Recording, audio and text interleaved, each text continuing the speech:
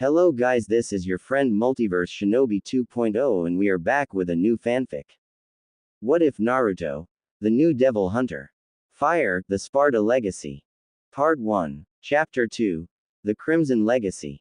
The air in the hidden leaf usually smelled of charcoal grills and forest pine, but as Naruto followed Makoto Uchiha deeper into the forgotten corners of the village, the atmosphere shifted.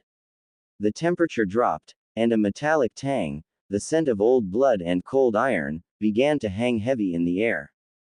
They stood before a shop that defied the logic of Konoha's architecture. It was wedged between two leaning stone buildings, appearing as though it had been carved from the shadow itself. Above the door hung a rusted sign, a sword entwined with a rose and a weeping eye. Only those whose souls are louder than their voices find this path, Naruto, Makoto whispered, her eyes scanning the empty street. Your father seeks power in scrolls and seals. But true power is etched in the marrow of your bones. The armory of the ancients. As Naruto pushed the door open, a bell chimed, not with a metallic ring, but with a low, haunting hum that vibrated in his teeth. The interior was a cathedral of weaponry. Massive claymores, ornate scythes, and dual blades that pulsed with an inner light lined the stone walls. In the center of the room, blue flames flickered in iron braziers held by stone gargoyles. Naruto didn't look at the shuriken or the kunai. He walked toward the back, drawn by a rhythmic thrumming that matched his own heartbeat. There, resting on a pedestal of obsidian, was a sword that looked like it had been forged in the heart of a dying star. The Crimson Insurrection. It was a heavy bastard sword. The blade was a dull, matte black, but the edges were serrated like the jaw of a predator. The hilt was wrapped in ancient, darkened leather, and the cross guard resembled a set of demonic ribs closing around a hidden core. The awakening. The moment Naruto's fingers closed around the hilt, the world screamed. A surge of raw, unbridled energy tore through his arm, racing into his chest. It wasn't the burning, corrosive heat of the Nine Tails, it was a cold, sharp, and absolute power. It was the power of the Nephilim. Arise, son of the morning star, a voice boomed in his mind, a voice that sounded like grinding tectonic plates. A shockwave of crimson and silver light erupted from Naruto's body, shattering the glass cases around him. His blonde hair whipped wildly, and as the energy surged, a thick streak of pure, snowy white bled into his locks. On his back, hidden beneath his shirt, the seal of Sparda burned itself into his skin, an eternal brand of his lineage. Behind his head, a faint, glowing red halo flickered into existence, not a symbol of peace, but a crown of war. The shift to limbo. The shop began to melt. The wooden floor became a viscous black liquid, and the ceiling tore open to reveal a sky the color of a fresh bruise. The village of Konoha was still there, but it was fractured.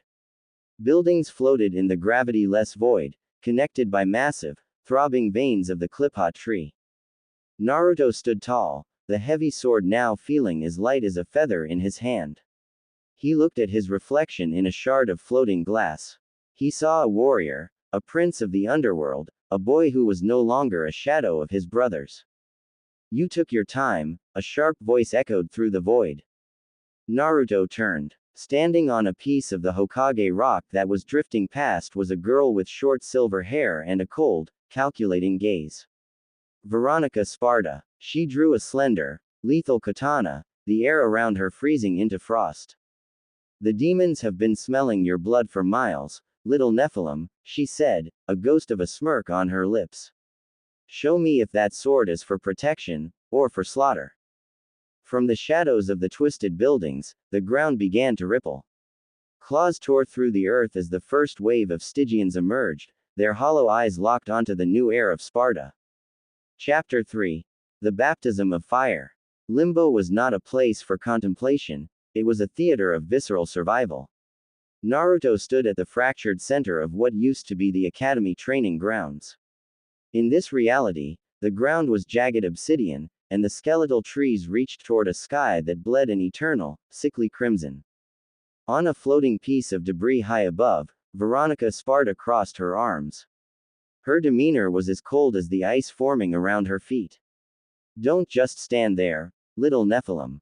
The Stygians don't wait for permission to slaughter. Show me if you are a warrior or merely a vessel. The lunge of the damned. The Stygians answered her call. They were creatures of bone, shadow, and rusted iron, clicking and shrieking as they moved. They surged forward in a grotesque wave. The moment the first Stygian swung its jagged blade, Naruto felt a sensation he had never experienced, not fear, but a calm, focused rage. He tapped into the power. His blonde hair flickered, a thick shock of snowy white bleeding into his locks. He hefted the crimson insurrection. The blade didn't just feel light, it felt like an extension of his own desire. He swung. The massive, black sword cut through the air with a hum that made the Stygians pause. When it made contact, it didn't just strike, it erupted. A wave of crimson lightning exploded from the blade, flash frying the first three demons and turning them into ash before they could even scream.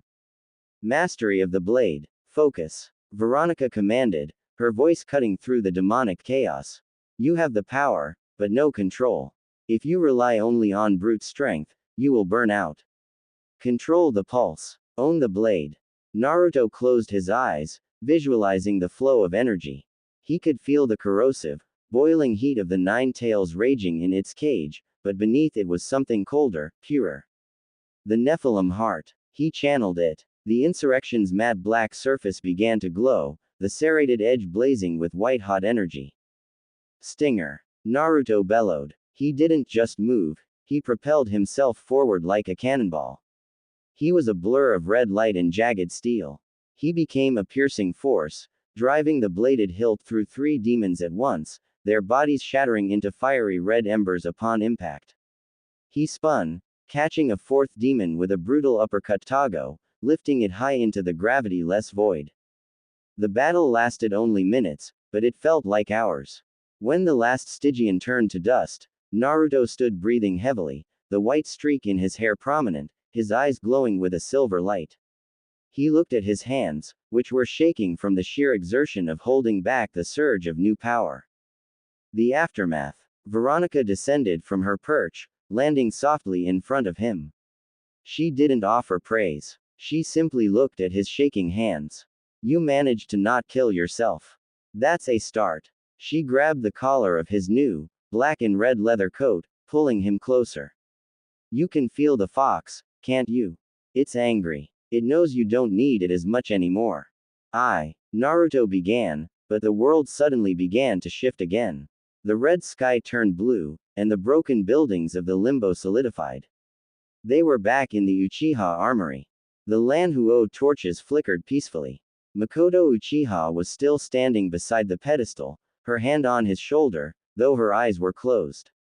When they opened, she gasped. Naruto. You look different. She looked at his hair, his heightened stature, and the enormous blade strapped to his back. I am different, Makoto-sama, Naruto said, his voice calmer, deeper. I have work to do. He bowed respectfully to Makoto. As he walked out of the store and into the Uchiha district, the real Konoha felt fragile to him. It was a lie. He could see the cracks where the limbo tried to push through. The white streak in his hair was a beacon, and he knew that every demon within 100 miles could now smell him. The war had begun, and he was the prize. Chapter 4. The Whispering Gallery. While Naruto was undergoing his baptism by fire within the fractured reality of Limbo, the real world, the tangible, complacent hidden leaf village, remained oblivious, yet deeply unsettled. The air itself seemed to vibrate with a discordant energy, a low-frequency hum that made the civilian population uneasy and sent the village's localized wildlife into a quiet, panicked migration. In the highest office of the Hokage Tower, Minato Namikaze, the fourth Hokage, dropped his brush. A droplet of black ink splattered across a critical treaty, but he didn't notice. A sudden, absolute chill had seized his spine, an archaic coldness that had nothing to do with the wind. He stood up, walking to the panoramic window overlooking the village. His gaze was drawn not to the academy or the bustling market, but to the Uchiha district. The Hokage's premonition. This pressure, Minato whispered, his voice barely audible. It's not the fox. It's Something vast. Something ancient. He pressed his hand against the glass, sensing the tectonic shift in the spiritual landscape. For years, he had operated under the assumption that his eldest son, Naruto, was safe. The boy was normal, a baseline human living in a family of gods. Minato had convinced himself that by focusing entirely on the unstable energies of Menma and Naomi, he was protecting the powerless Naruto from the dangers of the shinobi world. He had rewritten his neglect as necessary caution. But now, that logic was crumbling. The power echoing from the Uchiha district didn't just threaten to eclipse the Nine Tails, it threatened to rewrite the rules of existence. The shadow of Root. Beside him, without a sound, a shadow materialized. It was an Anbu operative from the Root division, the mask, a blank porcelain's face, offering no emotion. Hokage-sama, the operative intoned, his voice flat. Danzo-sama requests an immediate audience. The anomalies from Tetsu no Kuni have been detected within the village perimeter. Their frequency is spiking near the Uchiha compound. Minato's eyes hardened. Danzo. The old war hawk always knew more than he should. Tell him I am on my way. The Anbu vanished. Minato looked back toward the Uchiha district one last time. A localized static was beginning to obscure the air above it, visible only to those with sensory capabilities. The son he was looking for was no longer the boy craving his attention.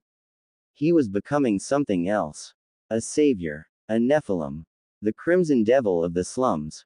At that same moment, on the opposite side of the continent, in the perpetually rain-slicked slums of Omegakure, the village hidden in rain, a different kind of hunter was ending a contract. The target had been a mid-level demon refugee, a grotesque creature that had been feeding on the local homeless population. It was currently pinned to a crumbling stone wall, not by a kunai, but by a jagged, heavy longsword with a skull-shaped cross guard. The wielder of the blade was a young woman with defiant, spiky red hair that seemed to defy the constant downpour. She wore a long, high-collared scarlet leather trench coat, open to reveal a black tank top and combat trousers. A customized, heavy-caliber pistol was holstered at each hip.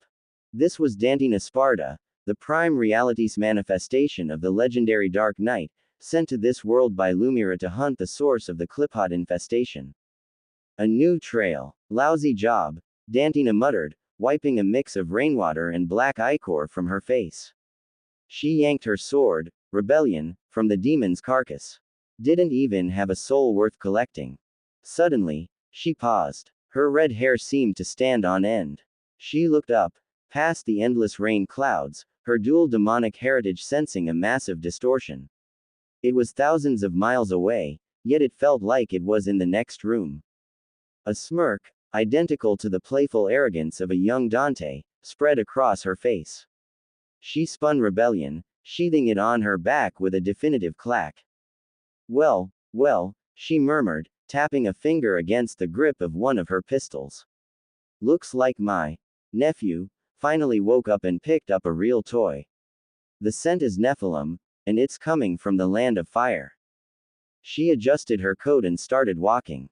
Better hurry, kid. If the Stygians can smell you, I guarantee you the real bad guys aren't far behind. Chapter 5. The Threshold of Ruin. The walk from the Uchiha district to the Namikaze estate should have taken 20 minutes. Naruto did it in 5.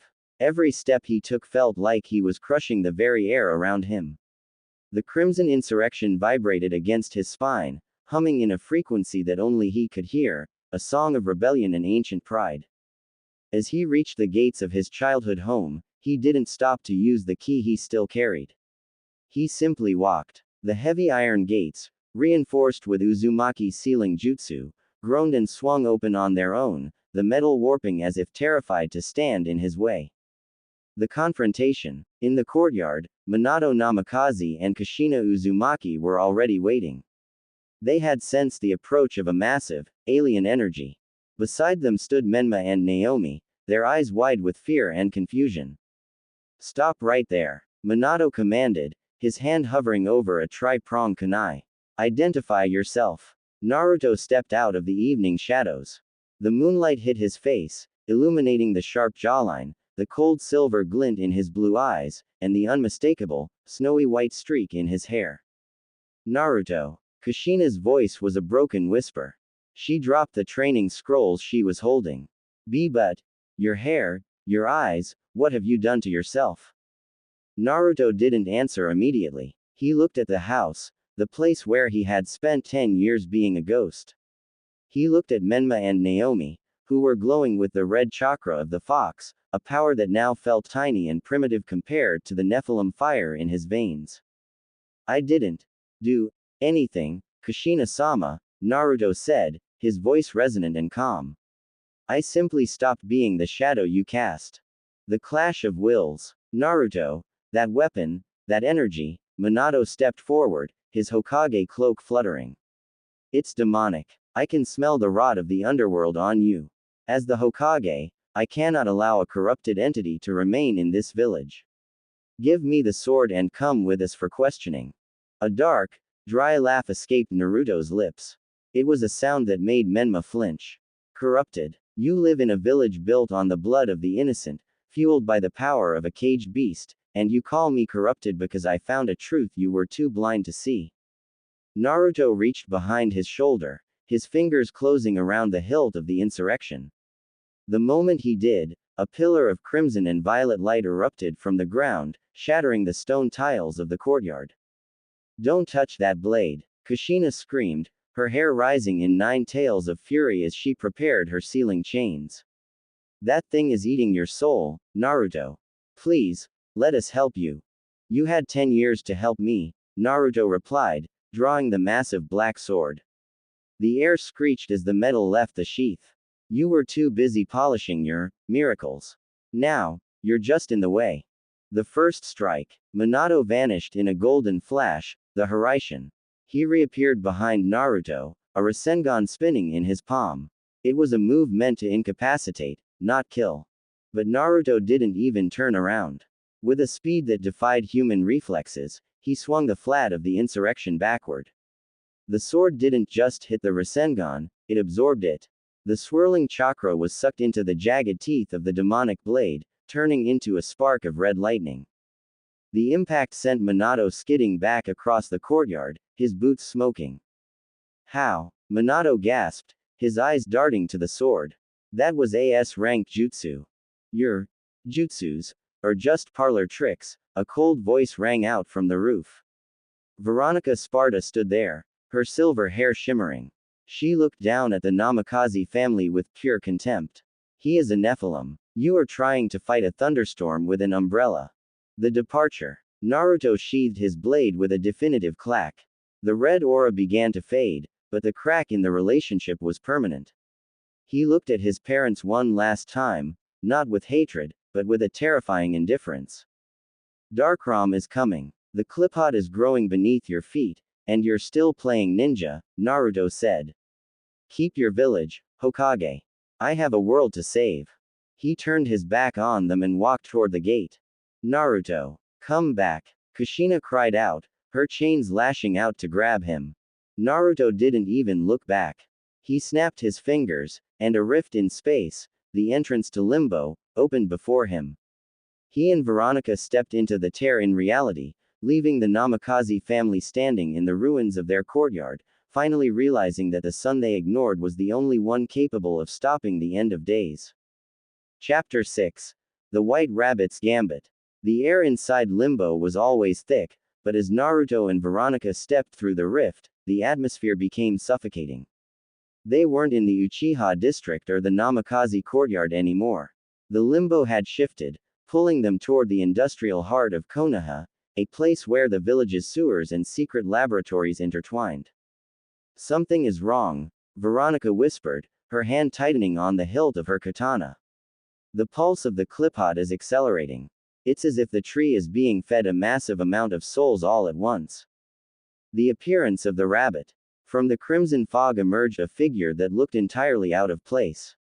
It was a tall, gaunt man dressed in a pristine white Victorian suit, complete with a top hat and a silver-headed cane. His skin was the color of old parchment, and his eyes were glowing red slits. Ah, the little heir, the man said, bowing with exaggerated grace. and the Ice Queen of the Limbo. You've caused quite a stir in the underworld. Who are you? Naruto demanded, the crimson insurrection glowing with a vengeful red light. You may call me the White Rabbit, the man smiled, revealing rows of needle-sharp teeth. I am the Herald of Darkram. My job is to ensure that the fruit of the Cliphot ripens, and that any anomalies, like yourself, are pruned before they can interfere. With a flick of his cane, the ground erupted. Dozens of lesser Stygians and a massive, knight-like demon known as a Ravager surged from the shadows. The Ravager was a behemoth of flesh and iron, its arms replaced by spinning saw blades that shrieked through the air. The storm of scarlet. Naruto charged. He didn't use chakra, he used pure Nephilim speed. He clashed with the Ravager, the insurrection sparks flying as it met the saw blades. But Naruto was outnumbered. Just as a group of Stygians prepared to lunge at his back, a deafening boom echoed through the limbo. A massive, armor-piercing bullet tore through the chest of the lead Stygian, turning it into a spray of black ichor. Hey, kid, you're making a mess of my hunt.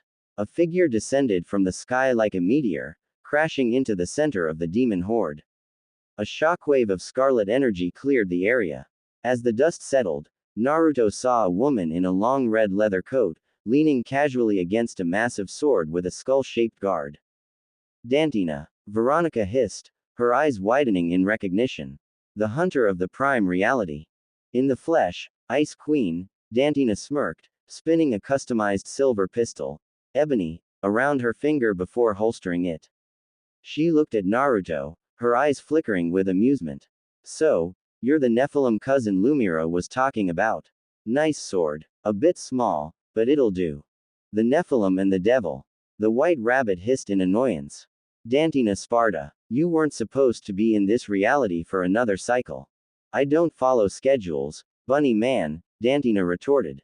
She gripped the hilt of her sword, Rebellion, and pointed it at the Ravager.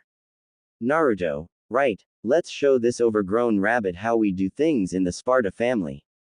Naruto grinned, a wild, rebellious spark lighting up his silver-blue eyes. For the first time, he felt he wasn't alone. He had a teacher in Veronica, and now, a sister in arms in Dantina. Let's rock! Naruto and Dantina shouted in unison. They moved as a whirlwind of destruction. Naruto was the lightning, fast, precise, and brutal with his stinger thrusts. Dantina was the fire, graceful, chaotic, and devastating with her sword and gun style. They cut through the Ravager in a matter of seconds, the beast exploding in a magnificent burst of demonic embers. The White Rabbit retreated into the shadows, his eyes burning with hate. This is far from over, Nephilim. The Cliphot will bloom, and Konoha will be the first to fall. As the rabbit vanished, the limbo began to stabilize. Dantina walked over to Naruto and punched him playfully on the shoulder. Not bad, kid. You've got the spirit. But your technique, it's trash. Lucky for you, the best devil hunter in the Omniverse just went on the clock. Chapter 7. The Training of the Three Heavens. The air within the deep strata of Limbo felt like liquid iron. Naruto, Dantina, and Veronica had retreated to a pocket dimension, a fractured reflection of the Valley of the End. Here, the statues of Hashirama and Madara were not made of stone, but of pulsing, demonic obsidian, and the waterfall flowed upward in a stream of silver light. If you want to survive the White Rabbit, and whatever Mundus is cooking up in the heart of the Cliphot, you need more than just a big sword and a grudge, Dantina said, sheathing Rebellion and pulling out a box of pizza that seemed to have appeared from thin air. She's right, Veronica added, her voice a sharp contrast to Dantina's casual tone. She stood perfectly still, a dozen blue summoned swords hovering in a halo around her. You have the Nephilim spark, Naruto. But you are fighting like a human. You must learn to synchronize your demonic blood with your angelic soul. The three styles. For the next cycle of time, which moved differently in Limbo, Naruto was put through a hell that would have broken any ordinary shinobi.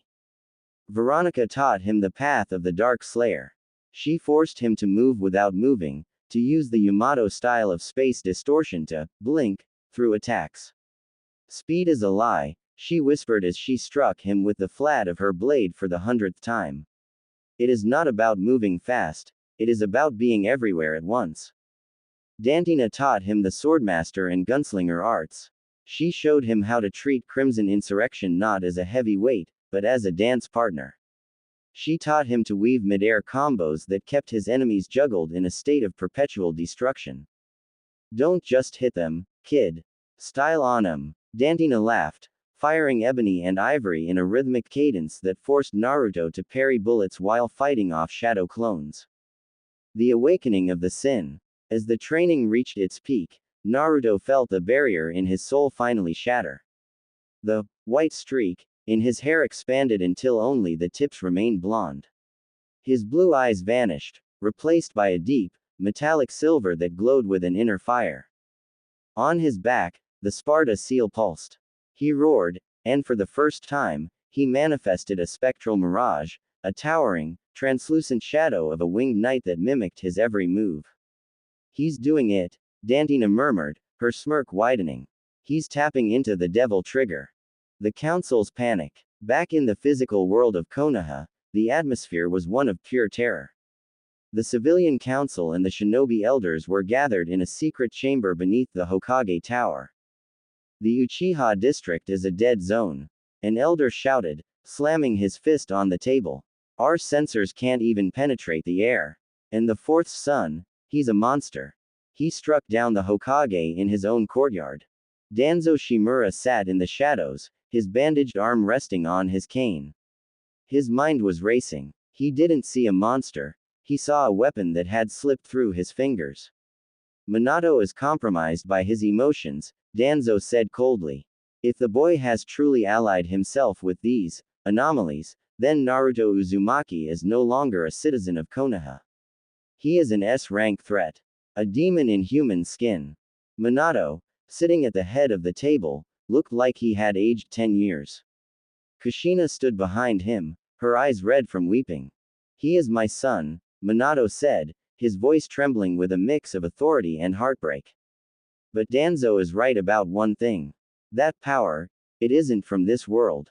If we don't contain him, he might bring the entire village down into whatever hell he's discovered. Suddenly, the floor of the council chamber cracked. A black, vine-like root, as thick as a house, tore through the stone, pulsating with a sickly purple light. The Cliphot had stopped waiting. The harvest had begun. Chapter 8. The Crimson Harvest of Konoha. The sky over Konohagakure was no longer blue. A thick, pulsating canopy of violet-black roots, the upper branches of the Cliphot, had woven itself into a dome, plunging the village into a perpetual, blood-tinted twilight.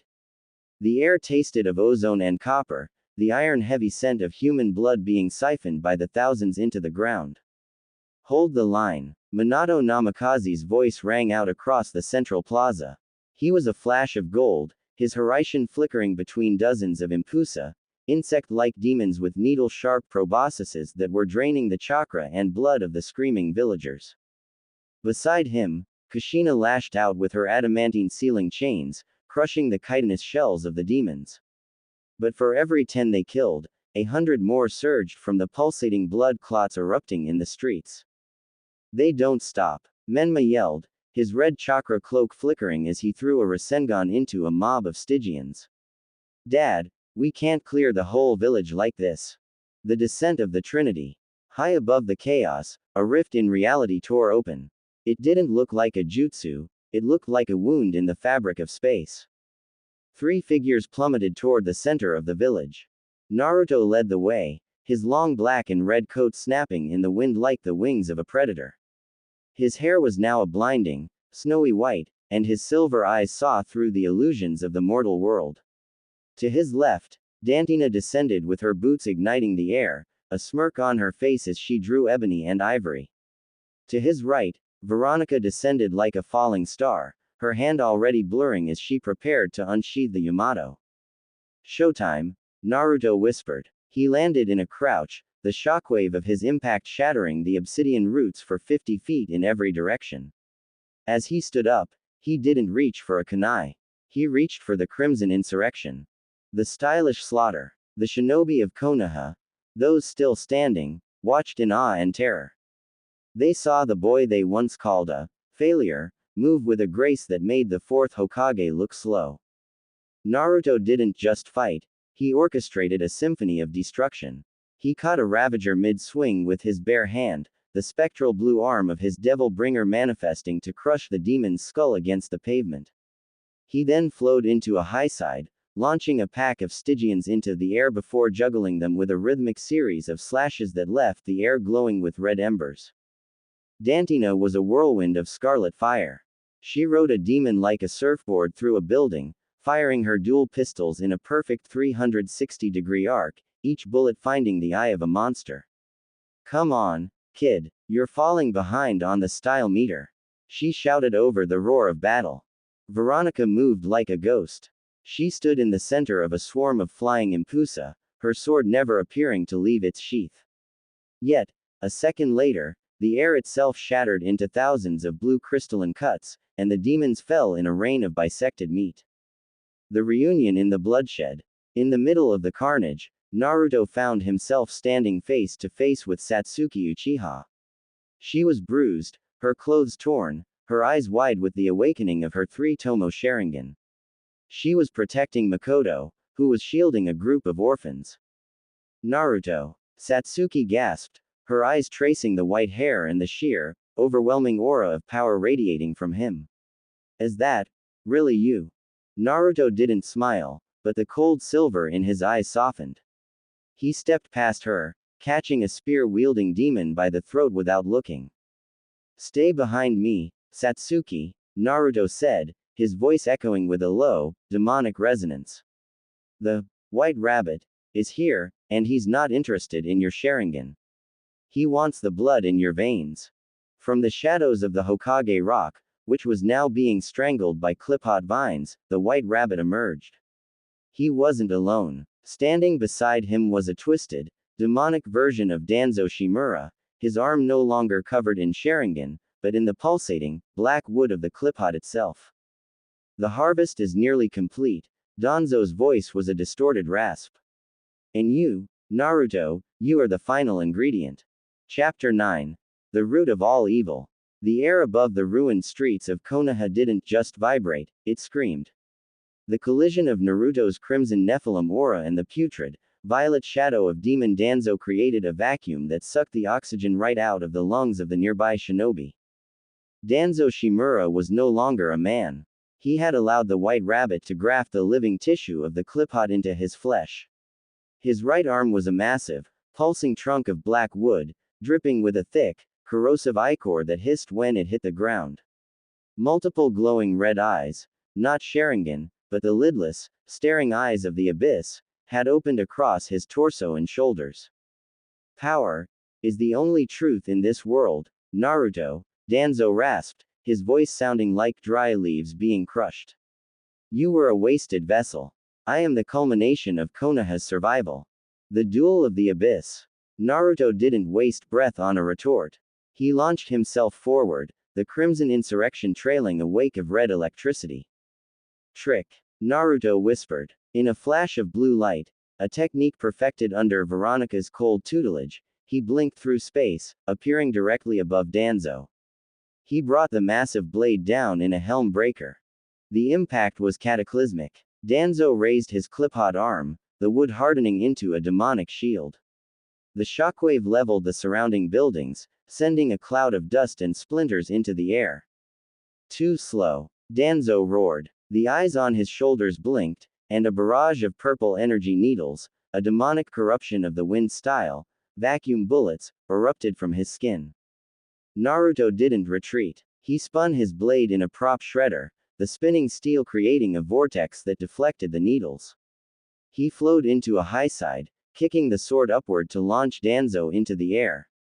The Nephilim's waltz. High above the rooftops, the battle became a dance of light and shadow. Dantina and Veronica were occupied, carving a path through a swarm of ravagers and mega impusa to keep the village from being completely overrun. "Kid's doing okay," Dantina shouted, blowing the head off a demon with ivory while back-flipping over a tentacle. "But he's thinking too much. He needs to let the blood sing." Naruto heard her. He felt the cold, silver energy of his Nephilim side clashing with the boiling, red rage of the Nine Tails. They were fighting each other for control of his heart. Stop fighting, Naruto thought, closing his eyes midair as Danzo's massive wooden claw swung toward him. You are both mine. The devil trigger awakens. The world slowed to a crawl. The red sky, the screaming villagers, the sound of steel, it all faded into a single, rhythmic heartbeat. Suddenly, Naruto's aura didn't just glow, it exploded. A shockwave of pure, blinding silver and deep crimson light erupted from his center. His black and red coat transformed, hardening into a bio-organic armor that resembled a knight's plate. Two ethereal, glowing wings of energy, one a jagged, demonic wing of red, the other a sleek, angelic wing of blue, tore from his back. This was it. The Sin Devil trigger. Naruto's eyes were now solid pools of molten silver. He caught Danzo's claw with one hand, the demonic wood snapping like tinder under his grip. What are you? Danzo stammered, the red eyes across his body widening in genuine terror. I am the heir of the one who closed the gates of hell. Naruto's voice was no longer his own, it was a layered harmony of 1,000 vengeful echoes. And you are just a weed. Naruto thrust the insurrection forward. Sin Stinger. He became a comet of absolute destruction. He drove the blade through Danzo's chest, the holy and demonic energies within the sword reacting to the clip-hot tissue. A massive explosion of white and red light consumed the demon ninja, incinerating every cell of the corrupted wood until there was nothing left but ash blowing in the wind. The silent victory. As the light faded, Naruto descended slowly, his armor and wings dissolving back into his leather coat. His hair was now completely white, save for a few stubborn golden strands at the nape of his neck. He stood in the center of a scorched crater. The clip-hot roots near him withered and turned to dust, recoiling from his presence. Satsuki ran to the edge of the crater, her Sharingan spinning as she tried to process what she had just seen.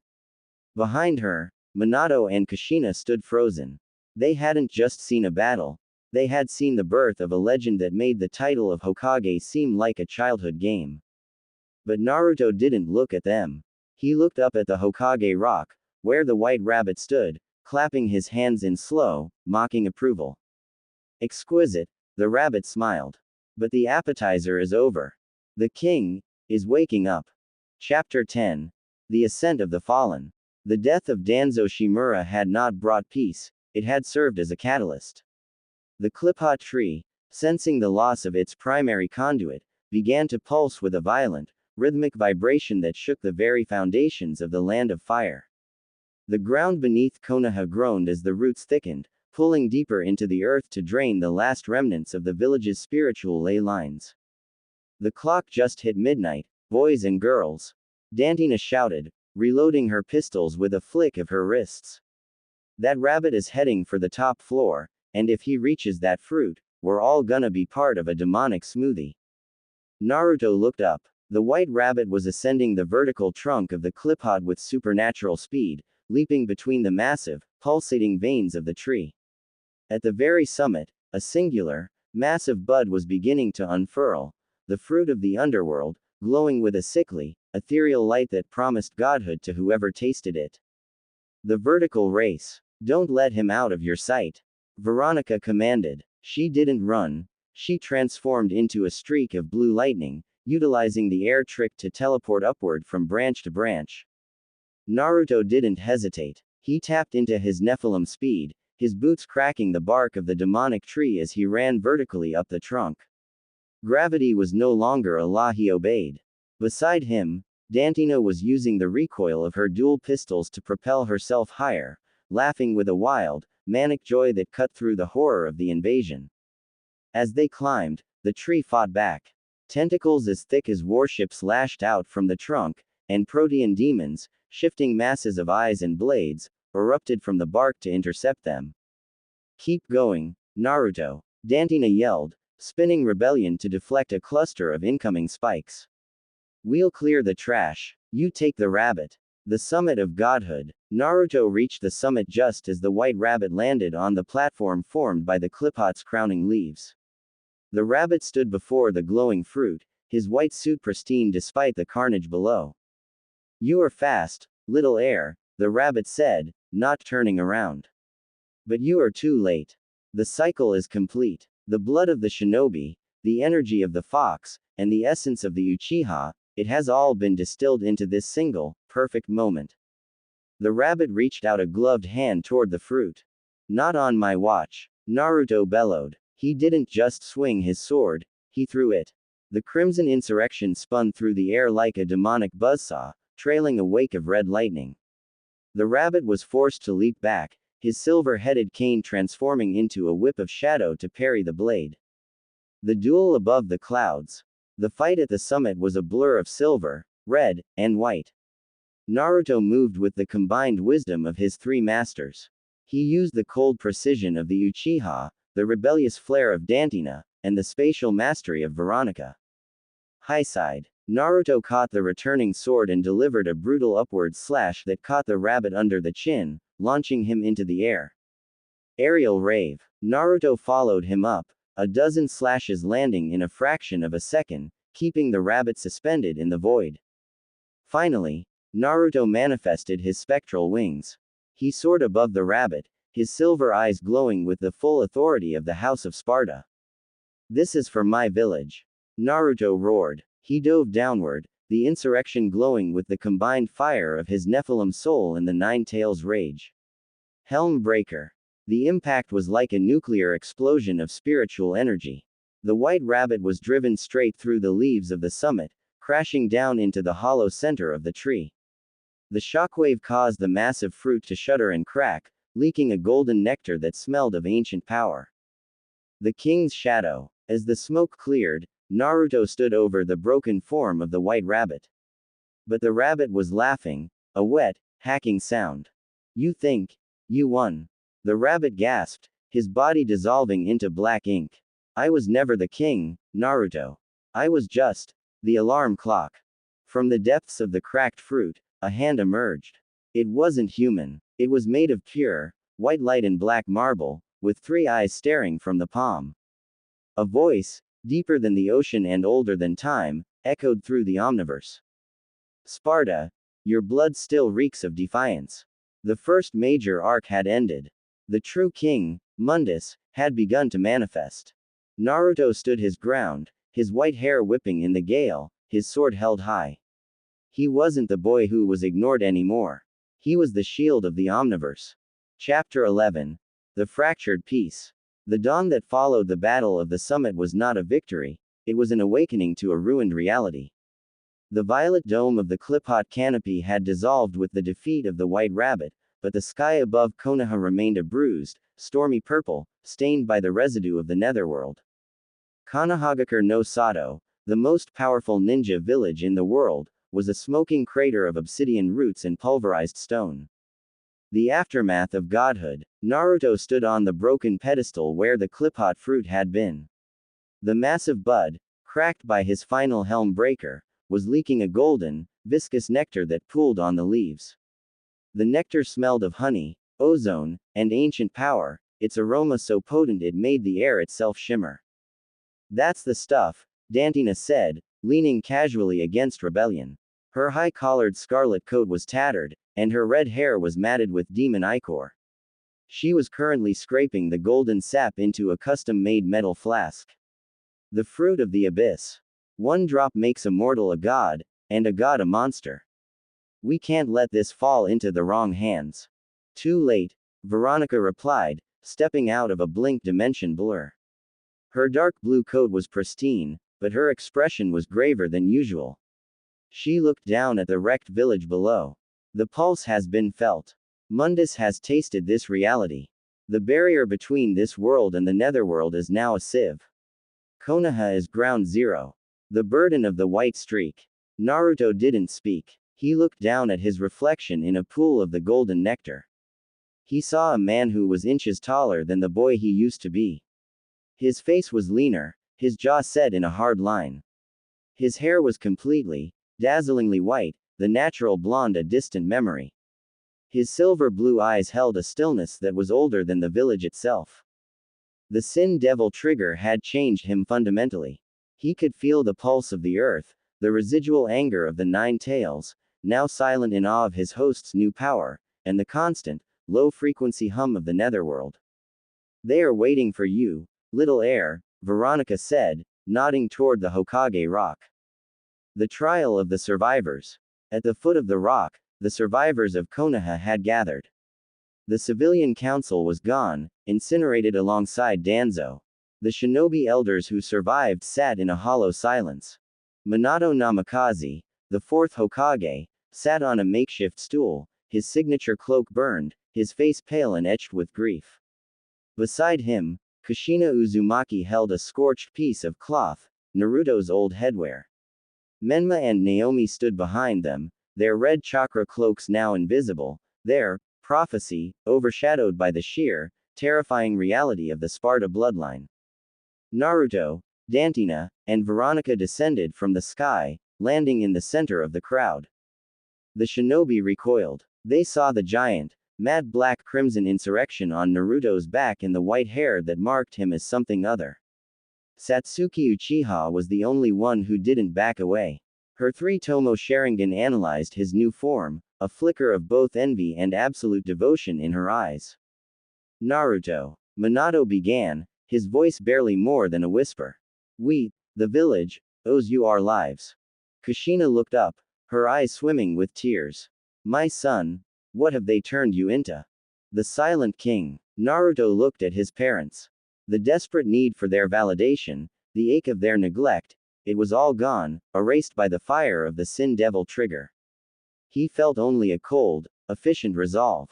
The village is dead, Hokage-sama, Naruto said, his voice layered with the resonant echo of his demonic heritage. Mundus is waking up. The invasion was just a handshake. If we want to survive the true war, the age of ninja is over. A murmur of shock and anger went through the shinobi elders.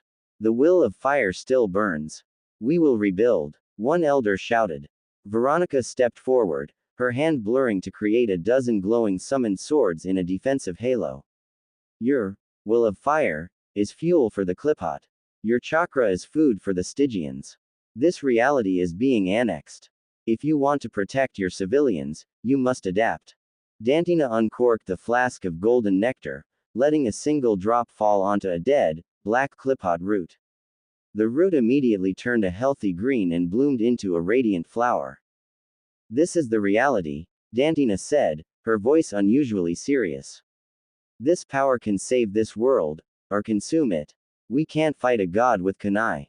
We need to create a new generation of hunters. Naruto looked at Satsuki. Mundus knows your blood, Satsuki. The Uchiha were the first victims, and they will be the first targets. Satsuki didn't blink. She knelt before him, her Sharingan spinning. My life, my blade, or yours, Naruto-sama. Let us. The age of shinobi was ending. The age of the hunter trinity had begun. Chapter 12. The Sanctuary of Sparda. The ruins of the Uchiha district were no longer a graveyard. Under Naruto's silent command, and with the reality-warping properties of the golden Cliphot nectar, the district had begun to reshape itself.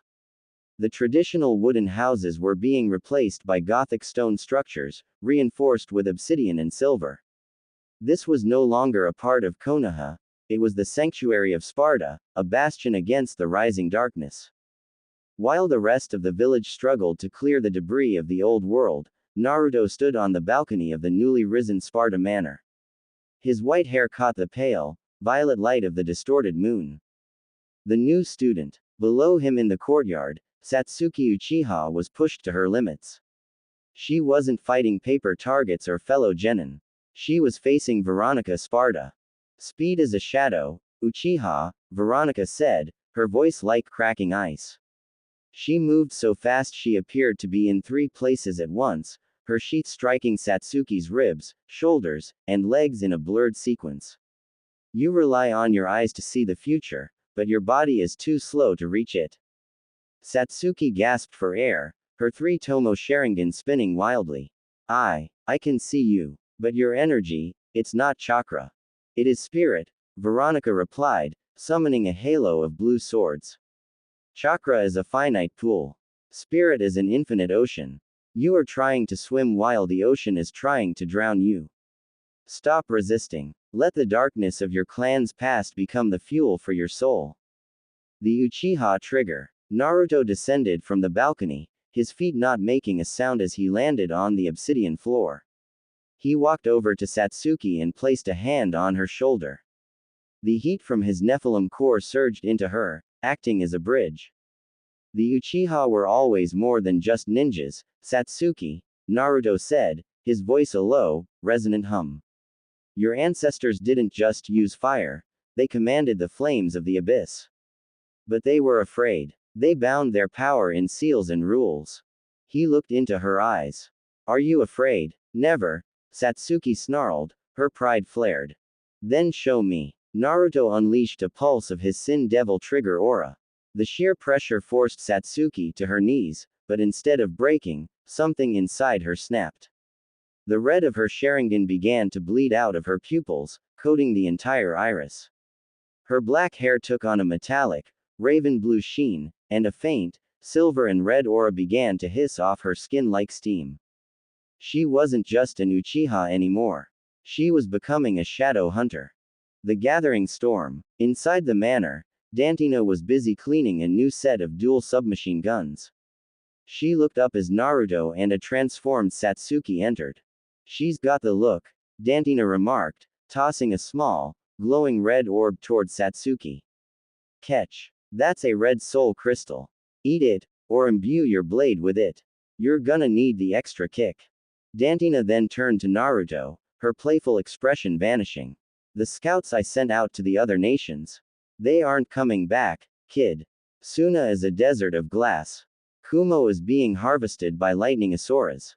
Mundus isn't just coming for Konoha. He's eating the map. Naruto walked to a massive stone table where a map of the elemental nations was laid out. As he touched it, the map began to glow with purple spots, infestation zones. The Shinobi Alliance wants to hold a summit, Naruto said, his silver eyes narrowing. They want to discuss containment and diplomacy with the demons. Diplomacy with Mundus. Dantina laughed, a harsh, jagged sound. That's like asking a shark to become a vegetarian. Let them talk, Naruto said, his hand closing into a fist, crushing the corner of the stone table. We are going to the summit. But not as allies. We are going as the only ones who can save them from their own extinction. The call to arms. As the chapter closed, the trio stood together, Naruto in his white-haired majesty, Veronica in her icy grace, and Dantina in her chaotic scarlet.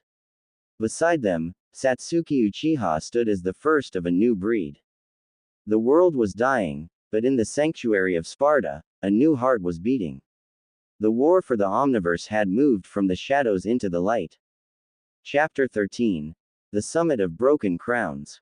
The Iron Country was buried under a blizzard of unnatural, black snow. Inside the massive citadel of the samurai, the atmosphere was even colder.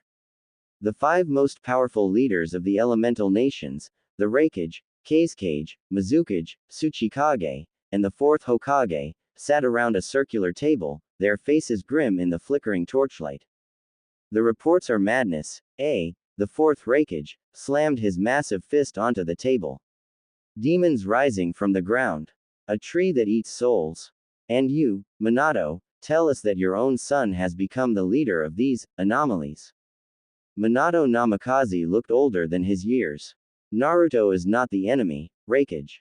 But he is no longer under our control. He has tapped into a power that predates the Sage of 6 Paths. Control. Onoki, the Tsuchikage, scoffed. He is a child with a big sword. We should have neutralized him the moment the Uchiha district fell. The arrival of the storm. Before Minato could respond, the heavy iron doors of the chamber were not opened, they were disintegrated. A wave of crimson energy swept through the room, snuffing out every torch. In the sudden darkness, 3 pairs of eyes began to glow. 2 were a chilling, icy blue, the 3rd was a molten, metallic silver. Naruto Uzumaki Sparda walked into the hall. He didn't wear a forehead protector. He didn't wear a flak jacket. He wore the long, high-collared coat of his lineage, and the crimson insurrection was strapped to his back, humming with a low, predatory vibration. Beside him walked Dantina and Veronica, their presence alone making the cage's personal bodyguards reach for their weapons in a blind panic. "The boy is here," Onoki hissed, his hand glowing with the light of particle style. "Sit down, old man," Naruto said. His voice didn't just carry, it resonated within their very bones, layered with the authority of the underworld. "I didn't come here to argue with ghosts of a dying era." The ultimatum. Naruto leapt onto the central iron table, his boots cracking the heavy metal. He looked down at the 5 leaders, his white hair shimmering in the dim light. "You are discussing containment and border security," Naruto said, a cold smirk touching his lips. "While you talk, Mundus is turning the land of wind into a graveyard. The Cliphot isn't a localized threat. It's a multiversal infection. Your ninja villages are nothing more than snack bars for the Stygians. You dare insult us in our own sanctuary." The Raikage roared, his body exploding into a cloak of lightning-style chakra. He blurred toward Naruto, his fist aimed at Naruto's chest. Naruto didn't draw his sword. He didn't even move his feet. He simply raised his left hand, the Devil Bringer arm. The spectral blue limb manifested in a flash of light, catching the Raikage's fist midair. The impact sent a shockwave through the citadel, shattering the windows. The Raikage, a man who could outrun the speed of sound, was frozen in place by a boy half his age. "I'm not here to fight you, Naruto said, his silver eyes narrowing. "I'm here to tell you that the war you think you're fighting is already lost. You can either follow the Sparda lineage into the breach, or you can die in the dark, wondering where your will of fire went." The shadow of the king. Suddenly, the roof of the citadel was torn away by a massive, purple tentacle of the Cliphot. The black snow turned into a rain of blood. From the hole in the ceiling, a projection appeared, a massive, 3-eyed face made of white marble and cosmic energy. "Mundus. The crowns of this world are brittle," the Demon King's voice boomed, causing several samurai to collapse in agony. "Sparda's pup. You have brought the lambs to the slaughter for me. How kind." Naruto drew the insurrection, the blade igniting with red lightning. "Dantina. Veronica. Protect the exits. If any of these cage die before I say so, our hunt is a failure." "You got it, kid," Dantina yelled, her dual pistols barking as she began to mow down the demons falling from the sky. Naruto looked at his father, Minato, whose eyes were wide with a mix of shame and awe. "Pick up your kunai, fourth. The king is here. Let's see if your miracles work on a god." Chapter 14. The Iron Avalanche. The circular roof of the samurai summit was gone, replaced by a swirling vortex of purple and crimson clouds that seemed to connect directly to the core of the Cliphot. Mundus's projection had vanished, but the message was clear: the summit of Broken Crowns was now a kill zone. A high-ranking demon general, known as Cerberus the Frostbound, materialized from the black snow. It was a massive, 3-headed wolf creature, its bodies composed of living ice and black iron, with each eye glowing with a hateful red light. It was as large as a biju, and its roar crackled with freezing energy. The cage's retaliation. "You dare bring this monster into my neutral territory." Mifune, the leader of the Iron Country, roared, drawing his katana with a speed that made the air shriek. He launched himself at the creature, his blade striking one of the wolf's icy shins, but it only resulted in a flurry of sparks. "Move, samurai," the 4th Raikage bellowed, his body completely cloaked in a sphere of lightning-style chakra. He used his signature Liger bomb, crashing into Cerberus's chest. The impact caused a massive explosion of light and ice, but the beast only staggered back a few feet, its intermediate head opening its jaws to release a beam of absolute zero frost. Minato Namikaze materialized next to the Raikage, his Hiraishin kunai flashing as he redirected the beam away from the Mizukage and Kazekage. "We can't hit it hard enough," Minato gasped. "Our jutsus are just reinforcing its ice." "The Sparda solution. Move aside, shinobi," a cold voice cut through the chaos.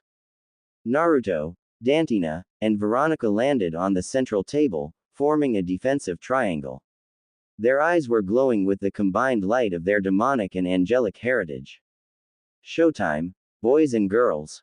Dantina grinned, spinning her pistols, ebony and ivory, and firing a barrage of charged shots directly into the creature's left head. The bullets didn't just pierce, they exploded, cracking the defensive ice. Veronica became a blur of blue light. She didn't use chakra, she used spirit. She was everywhere at once, using the Yamato style to create thousands of spatial cuts on the creature's joints, weakening its structural integrity. Naruto didn't rush in. He stood still, the Crimson Insurrection held loosely in one hand. He was analyzing the pulse of the creature's demonic heart. He felt the cold silver energy of his Nephilim side clashing with the boiling red rage of the Nine Tails. They were fighting each other for control of his heart. Stop fighting, Naruto thought, closing his eyes midair as Danzo's massive wooden claw swung toward him. You are both mine. The sinful descent. Suddenly, Naruto's aura didn't just glow, it exploded. A shockwave of pure, blinding silver and deep crimson light erupted from his center. His black and red coat transformed, hardening into a bio-organic armor that resembled a knight's plate. Two ethereal, glowing wings of energy, one a jagged, demonic wing of red, the other a sleek, angelic wing of blue, tore from his back.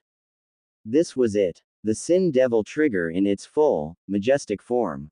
Naruto took flight, his armor glistening in the pale, violet light. He became a comet of absolute destruction.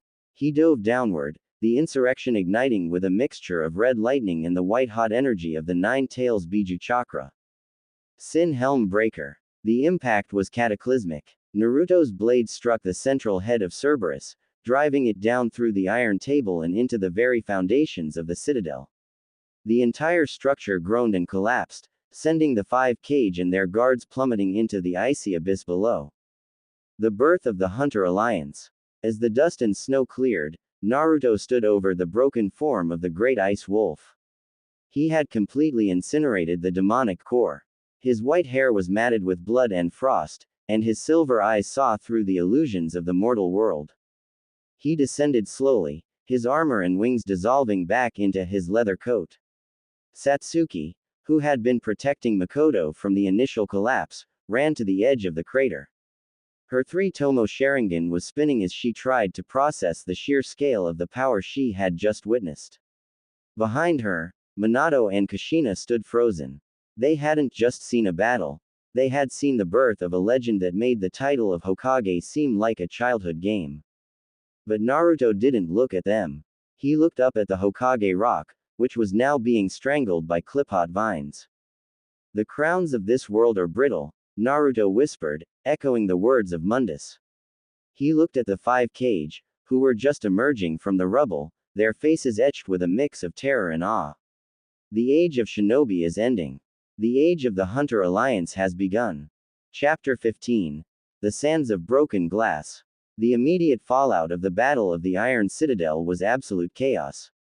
The cage, their bodies bruised and their confidence shattered, scattered to their respective nations. They weren't retreating to rebuild their old defenses, they were retreating to prepare for an existential threat they barely understood. Only one group remained in the frozen ruins. The Sparda Uzumaki Coalition, now formally known as the Hunter Alliance, had begun to solidify around Naruto. Naruto stood on the highest peak of the rubble, his white hair catching the pale, violet sunlight that still filtered through the clip-hot twisted sky. He felt the cold silver energy of his Nephilim side clashing with the boiling red rage of the Nine Tails. They were fighting each other for control of his heart.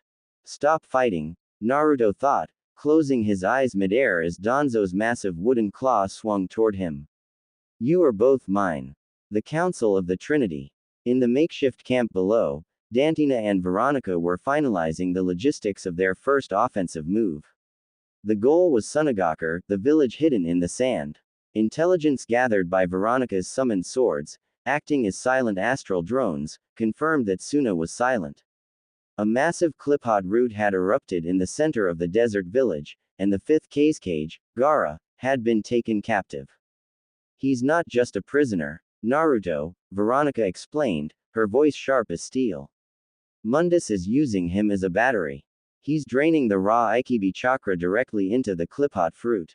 If the fruit ripens, Mundus won't need rifts to enter this reality. He can just open a front door. Draining a Biu, Naruto murmured. He remembered Gaara, the lonely boy who shared his burden. Then we don't have time to wait for the alliance to form. We go now. Satsuki's shadow. Naruto descended to where Satsuki Uchiha was training. She was no longer wearing the traditional Uchiha robes. She wore a tailored, high-collared blue and black leather outfit, optimized for speed and resilience. On her back was a new katana, its blade forged from a refined alloy of obsidian and silver, wreathed in the faint crimson static of her nascent shadow trigger. Your Sharingan analyzed Cerberus's movement, didn't it? Naruto asked. Yes, Satsuki replied, her three tomo spinning. It was chaotic. Different from chakra. It moved according to instinct and malice, not seals. Mundus's heir is holding Gaara, Naruto said, looking into her eyes. He is an Uchiha, Satsuki. The real one. Satsuki's breath hitched. She knew who he meant. The ghost that had haunted her clan. Madara Uchiha. But this wasn't the man from the legends. It was a demonic simulation, a puppet made of cliphot and ancient malice, chosen by Mundus to harvest the Biu. The land of glass. Within an hour, the Trinity, Naruto, Dantina, and Veronica, and the newly christened Shadow Hunter, Satsuki, stood at the border of the land of wind. The scenery was horrific. The golden sands had been baked into vast sheets of black and red glass by the proximity of the cliphot roots. The heat was immense, but it wasn't the heat of the sun, it was the dry, corrosive heat of the netherworld. Above, the sky was a vortex of bruised purple and crimson demonic energy, a visible rupture from the netherworld. A massive cliphot root was visible in the distance, twisting into the broken architecture of Sunagakur. Welcome to the new world, kid, Dantina said, drawing her dual pistols, ebony and ivory, with a wild grin. She spun them, the metal glowing red in the demonic twilight. Naruto gripped the hilt of the crimson insurrection on his back. Veronica, find the primary artery feeding the cage. Dantina, you keep the lesser demons occupied. Satsuki. He looked at her, his silver eyes narrowing. When you see Madara, don't hesitate. He's not your ancestor anymore. He's a target. They ran forward. The sands of Sunagakur were silent, but beneath the glass, 1,000 red eyes were watching the heirs of Sparda approach. Chapter 16. The Obsidian Mirage. The glass desert of Sunagakur did not crunch beneath their feet, it sang a high-pitched, discordant melody of shattered souls. As Naruto and his team crossed the threshold of the village gates, the heat intensified. The air was a thick soup of sulfur and sand, making every breath a battle. Spread out, Naruto commanded. The response from the shadows was immediate. A horde of Hell Kana, demons wrapped in tattered bandages and wielding massive, rusted scythes, emerged from the dunes. They moved with a jerky, unnatural speed, their hollow eyes locked onto the Sparda bloodline. The dance of the hunters. Dantina didn't wait. She performed a rainstorm, leaping into the air and spinning vertically while firing ebony and ivory in a 360-degree radius. The silver and black bullets tore through the Kana, turning them into bursts of red essence. Too easy. Give me something that bites back. She laughed, her scarlet coat billowing like a flag of war. Veronica was a surgical strike. She walked through the chaos, her hand never appearing to leave the hilt of the Yamato. Every few steps, a dozen demons around her would simply fall apart, cleaved into perfect geometric pieces by her judgment cut. Focus, Dantina. The target is the central root. The ghost of the Uchiha. As they reached the center of the village, where the cage's office once stood, the sand erupted. A massive, skeletal hand of purple and crimson energy swiped across the plaza, forcing the group to scatter. Standing atop the primary cliphot root was a figure that made Satsuki's heart stop. He wore the ancient red plate armor of the Sengoku era, his long black hair flowing in the demonic wind. But his skin was gray and cracked like stone, and his eyes weren't the Rinnegan, they were glowing red pits of pure malice. Madara Uchiha, the Cliphot Harbinger. So, the hollow voice of Madara echoed, the Sparda pup has brought the last of my line to see her own extinction. He didn't weave signs. He simply raised a hand, and a wave of demonic fire-style, black flames laced with purple lightning, roared toward them. Satsuki's awakening. Naruto stepped forward, the crimson insurrection glowing with an intense silver light. He swung the blade, the edge cutting through the black fire like a hot knife through butter. Satsuki, he's yours to distract, Naruto shouted, his voice a resonant boom. I'm going for the core. Satsuki didn't hesitate. She tapped into the shadow trigger Naruto had helped her unlock. Her eyes shifted. The three tomo didn't just spin, they merged into a new, jagged pattern that pulsed with a dark, silver light. A faint, ghostly armor of black energy began to form around her arms. You aren't Madara, Satsuki hissed, drawing her obsidian blade. You're just a puppet made of trash. She moved with a speed that rivaled Naruto's blink. She engaged the Harbinger in a blur of steel and purple chakra. Every time their blades clashed, the glass beneath them shattered for miles. The breach. While Satsuki held the Harbinger's attention, Naruto drove the insurrection into the base of the central root. Stinger. He propelled himself through the thick, pulsating wood, carving a path toward the center where Gaara was suspended. The interior of the root was like a cathedral of flesh. In the center, Gaara was encased in a crystal of hardened blood, his life force being pumped into a massive, beating heart at the ceiling. Hold on, Gaara, Naruto whispered, his silver eyes narrowing. He raised his sword for a sin-rising dragon, prepared to shatter the crystal and the heart in one blow. But as he swung, a cold, familiar voice echoed from the heart itself. Did you really think it would be this simple, brother? Naruto froze. Emerging from the shadows of the heart was a figure that mirrored his own, a man with white hair, a blue coat, and a cold, calculating smile. Virgil, or at least, the memory of him that Mundus had perfected. Chapter 17. The Phantom Pain. Inside the pulsing, organic cathedral of the Cliphot root, the air was static and smelled of ancient copper. Naruto froze, his crimson insurrection hovering inches from the crystal containing Gaara's suspended body. Emerging from the shadows was a perfect, pristine projection of his bloodline, a man with vertical white hair, a long blue coat, and a cold, sharp gaze. Virgil, or rather, the flawless memory of Sparda's firstborn, projected by Mundus as the final guardian. You are too slow, Naruto, the memory whispered, drawing the phantom katana, Yamato. A faint blue aura wreathed the blade, capable of cutting through the very fabric of space. Your human attachments have made you weak. My presence here is the reflection of your own fear. He's not real, Naruto. Veronica's voice cut through the void as she blinked into the chamber. Her own Yamato hummed in recognition of its twin. It's a construct. It's designed to parallel your style. Duel of the Echoes. Naruto snapped out of the trance. He didn't use brute strength. He tapped into the swordmaster style Dantina had perfected. He swung the insurrection, the black blade a blur of red lightning. The phantom Virgil didn't move. He simply performed a judgment cut, the air itself splintering into 1,000 blue spatial fractures. Naruto was forced to block, the force of the cut driving him back through the organic walls of the root. You still use Sparda's power like a child swings a stick, the phantom said, blinking behind him with an air trick. Naruto closed his eyes. He stopped trying to fight a ghost. He remembered the feeling of the Sin Devil trigger. He synchronized the Nephilim silver and the Nine Tails red. Sin High Ride. Naruto drove his blade upward, a vortex of mixed energy erupting.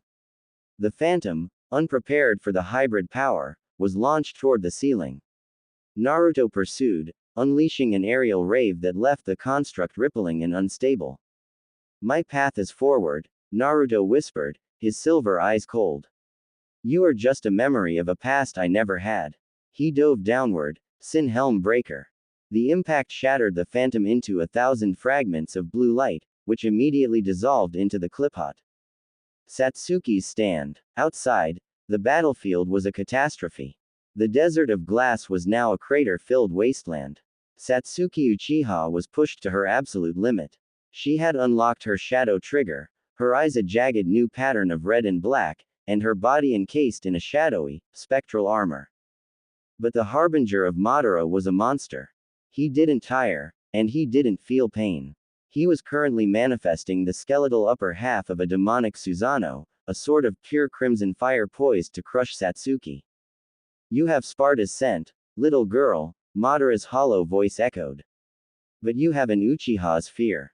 My Susanoo will erase your weak bloodline. Satsuki didn't retreat. She remembered the training with Veronica. She channeled the spirit energy into her obsidian blade.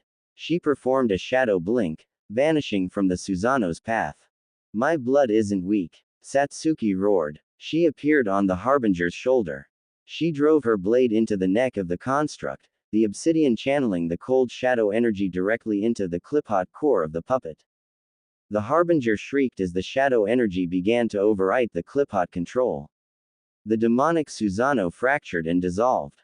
The awakening. Naruto, victorious inside the root, raised the insurrection a final time. Stinger. He drove the blade into the heart of the root. A massive wave of red and silver light pulsed through the entire clip-hot network of Suna. The crystal surrounding Gaara shattered. The cage fell to the ground, gasping for air. His eyes opened, the signature kanji for love, on his forehead glowing. The Ikibi's chakra surged back into him, stabilized by Naruto's Nephilim residue. Naruto. What happened? Gaara whispered. He looked around at the destroyed village, his gaze stopping on Naruto's white hair and the demonic blade. From the crater, Satsuki Uchiha emerged, her shadow trigger fading. She was exhausted, but she was alive. She looked at Naruto with a profound respect. The war has begun, Gaara, Naruto said, his voice deep and resonant. Mundus knows our names. But now, he looked at Satsuki and the recovering village. Now, he knows we have a new kind of defense. The battle of the desert was over, but the victory was a fragile one. The world had seen the return of Madara and the Phantom of Virgil. The war was no longer just a physical battle, it was a war for the very soul of the Omniverse. Chapter 18. The Shadow of the Root. The return to Konoha was not met with cheers or parades. As the Hunter Alliance's transport, a massive, iron-clad vessel wreathed in Veronica's blue spatial energy, descended upon the village, the atmosphere was thick with suspicion. The survivors of the Hidden Leaf saw not a savior, but a white-haired conqueror returning with an Uchiha, traitor, and two alien women at his side. Look at their eyes, Naruto heard the whispers as he walked through the reconstructed main gate. He doesn't even look like the fourth anymore. He's a demon. Naruto didn't flinch. His silver eyes remained fixed on the Hokage Tower. He could feel the pulse of the village, not the vibrant will of fire, but a frantic, desperate rhythm of fear. The remnants of the underground. While Minato and Kushina were occupied with the logistics of the refugee camps, a poisonous weed was growing in the shadows. Danzo was dead, but Root, his secret police, had not dissolved. They had mutated. Deep beneath the village, in a bunker shielded by ancient seals, the remaining elders and Root commanders gathered. They were led by Homura and Kaharu, the two surviving advisors who had spent their lives protecting the status quo. The boy is a threat to the sovereignty of the shinobi world, Kaharu hissed, her face contorted in the flickering candlelight. He commands a power that bypasses our laws. If we do not act, Konoha will become nothing more than a training ground for his hunters. We have the catalyst, Homura replied, gesturing toward a glass vat in the center of the room. Inside, a fragment of the clip-hot root, salvaged from Danzo's remains, was pulsing. We will not use it to become demons. We will use it to purify the bloodline. The coup of the damned. Naruto was in the middle of a strategy meeting with Satsuki and Dantina when the air in the room curdled. Incoming, Dantina said, her hand instantly snapping to the grip of ebony. And it smells like rotten eggs and bad intentions. The floor erupted. Dozens of root anbu, their masks painted with demonic runes, surged from the ground. But they weren't moving like ninjas. Their bodies were unnaturally elongated, their movements twitchy and insect-like. They had injected themselves with a refined serum of clip-hot sap, trying to match the Nephilim power they so envied. Naruto Uzumaki. A voice boomed through the manor. Homura stood at the entrance, his arm transformed into a mass of pale, white wood. By the authority of the elders, you are stripped of your name and rank. You are an abomination. The merciless response. Naruto didn't draw his sword. He didn't even stand up from his chair. He simply exhaled, and a wave of sin aura flattened the furniture in the room. You speak of authority, Naruto said, his voice dropping to a demonic register that shattered the windows. But you are standing in a house built by Sparda. You are trespassing on holy ground. Satsuki was a blur. She moved through the mutated Anbu with her shadow trigger active, her obsidian blade severing heads before the root members could even weave a sign. She wasn't just killing, she was erasing. Every strike from her blade consumed the clip-hot energy within them, leaving nothing but dust. Veronica appeared behind Homura. Her Yamato stayed sheathed, but she struck the old man with a burst of spatial pressure that sent him crashing through the stone walls and into the courtyard. The ultimatum. Naruto walked out into the courtyard, looking down at the broken elder. A crowd of villagers and regular shinobi had gathered, watching in horror. This is the rot of the old world, Naruto announced, his voice carrying across the entire district. He pointed at the white wood growing out of Homura's arm. They tried to steal the power they were too afraid to earn. They would rather see you all become monsters than lose their seats at a table of ashes. He turned his gaze toward the Hokage Tower, where Minato stood on the balcony, watching.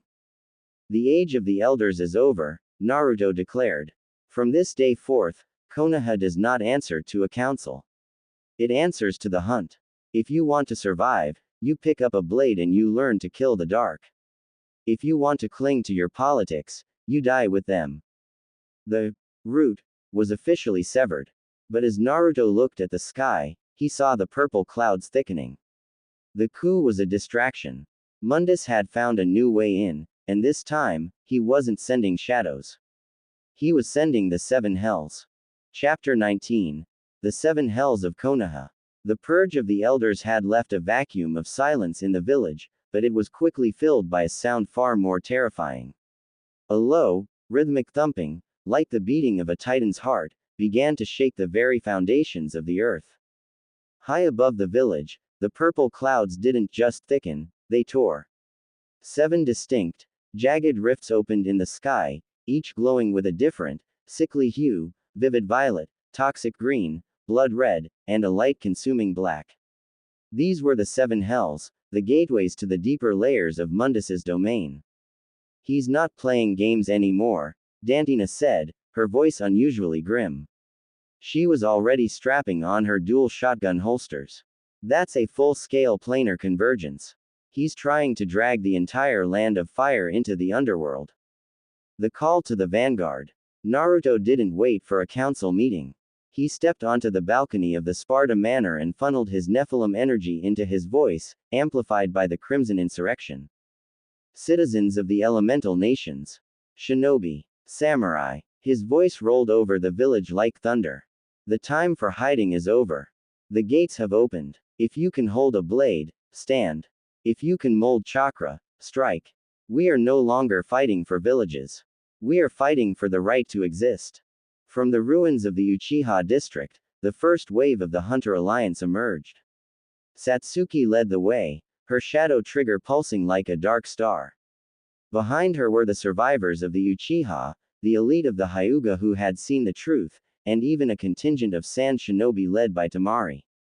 The flood of damnation. The rifts began to vomit forth the 7 hells, legions. From the first rift came the vanguards, massive, goat-headed demons in heavy plate armor, carrying bells that emitted soul-shattering sonic waves. From the second came the Lusakiyas, flying casters that rained down meteors of concentrated demonic energy. Veronica, take the sky. Naruto commanded. Dantina, hold the center gate. Satsuki, protect the shelters. Naruto himself didn't move. He closed his eyes, feeling the 7 rifts.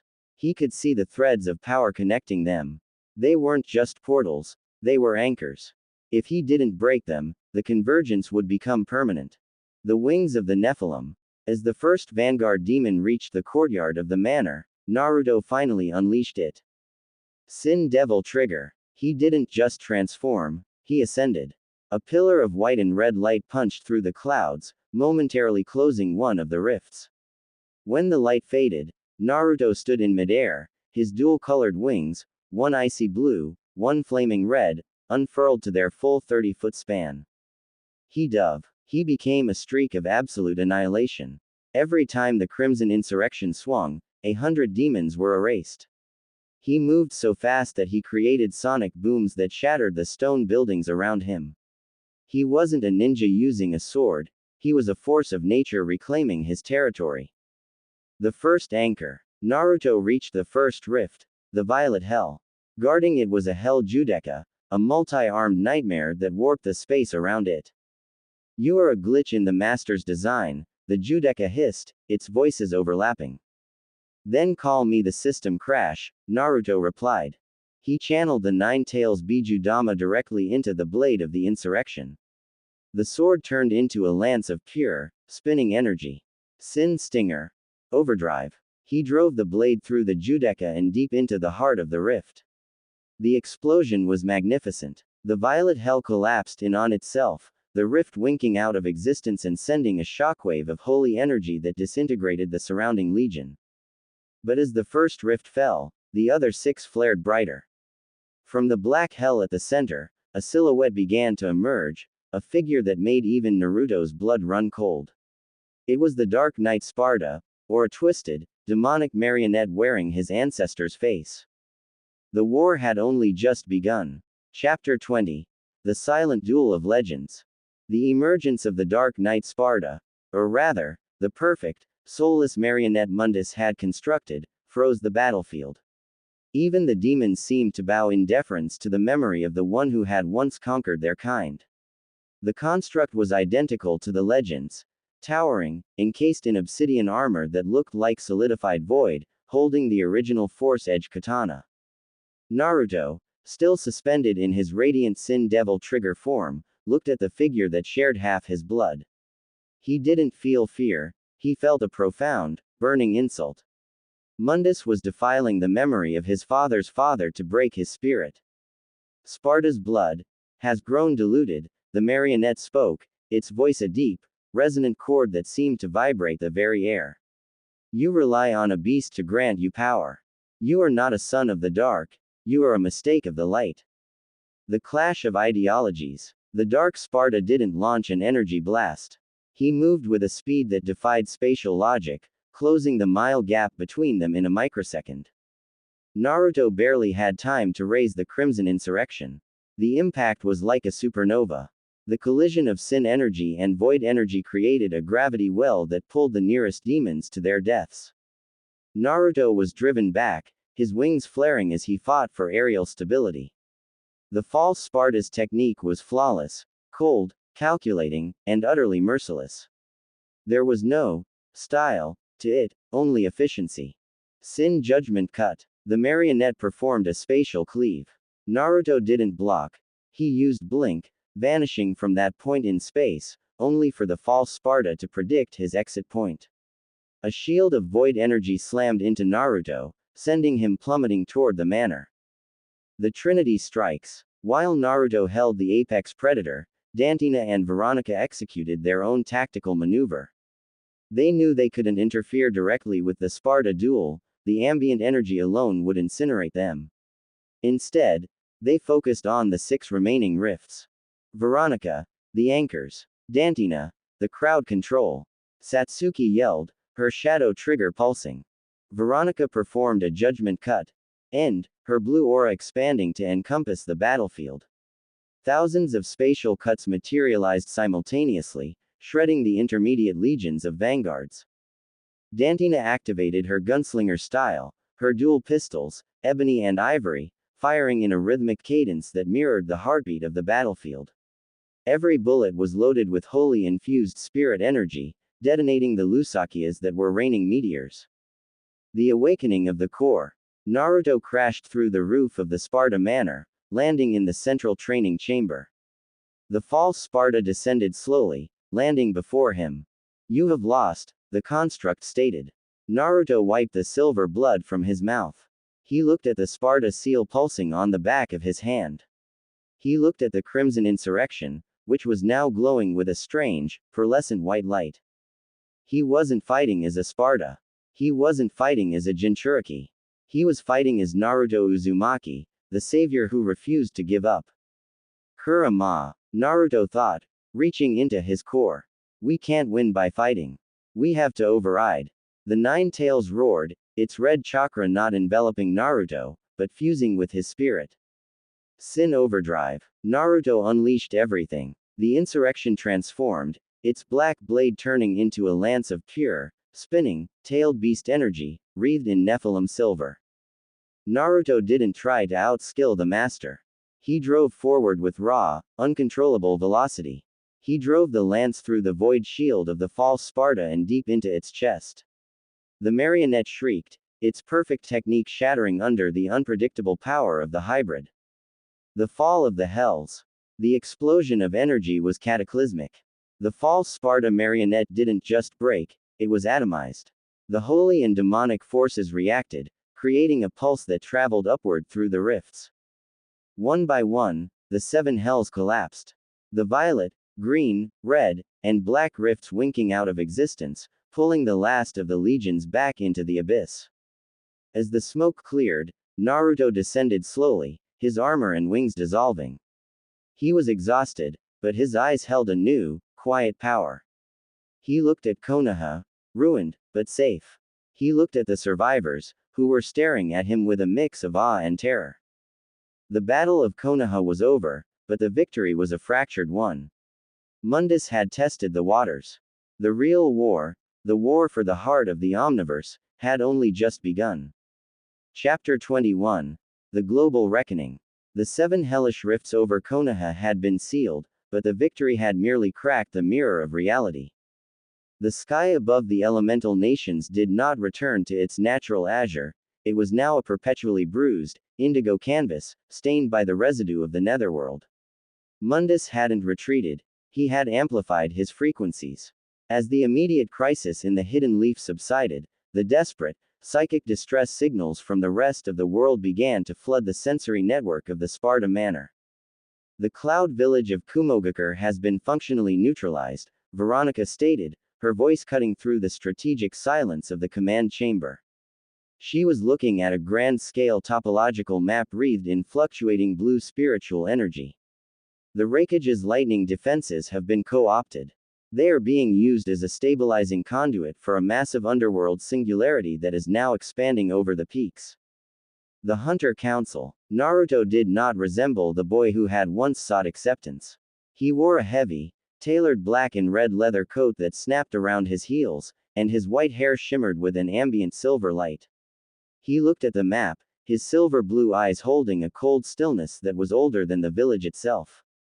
Danzo and the elders tried to contain this power, and it consumed them, Naruto said, his voice layered with the low, resonant buzz of his fully realized Sin Devil trigger. We will not repeat their failure. We are not ninjas performing clandestine acts. We are the Hunter Trinity, and the world needs to see that we are judge, jury, and executioner. He walked over to Satsuki Uchiha, who was standing beside Dantina, tracing the edge of her new obsidian katana. Satsuki, Naruto said, a rare warmth softening the edge of his voice. Mundus is focused on the Byu.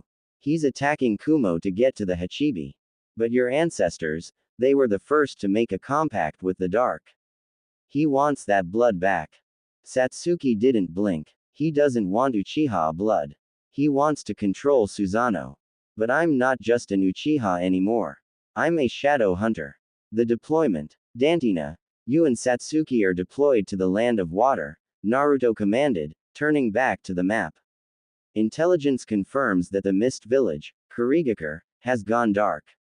The sea is boiling, and a high-ranking demon general, Scary Jerry, is manifesting a localized ocean state of the abyss. If the Sanbi is captured and fed into that sea, it will become an irreversible gate. Localized ocean state of the abyss. Dantina grinned, spinning ebony around her finger with wild abandon before slamming it into its holster. Sounds like a party. Come on, Shadow Girl, let's show these fish demons how we do things in the Sparda family. Veronica and I will proceed to Kumo, Naruto concluded.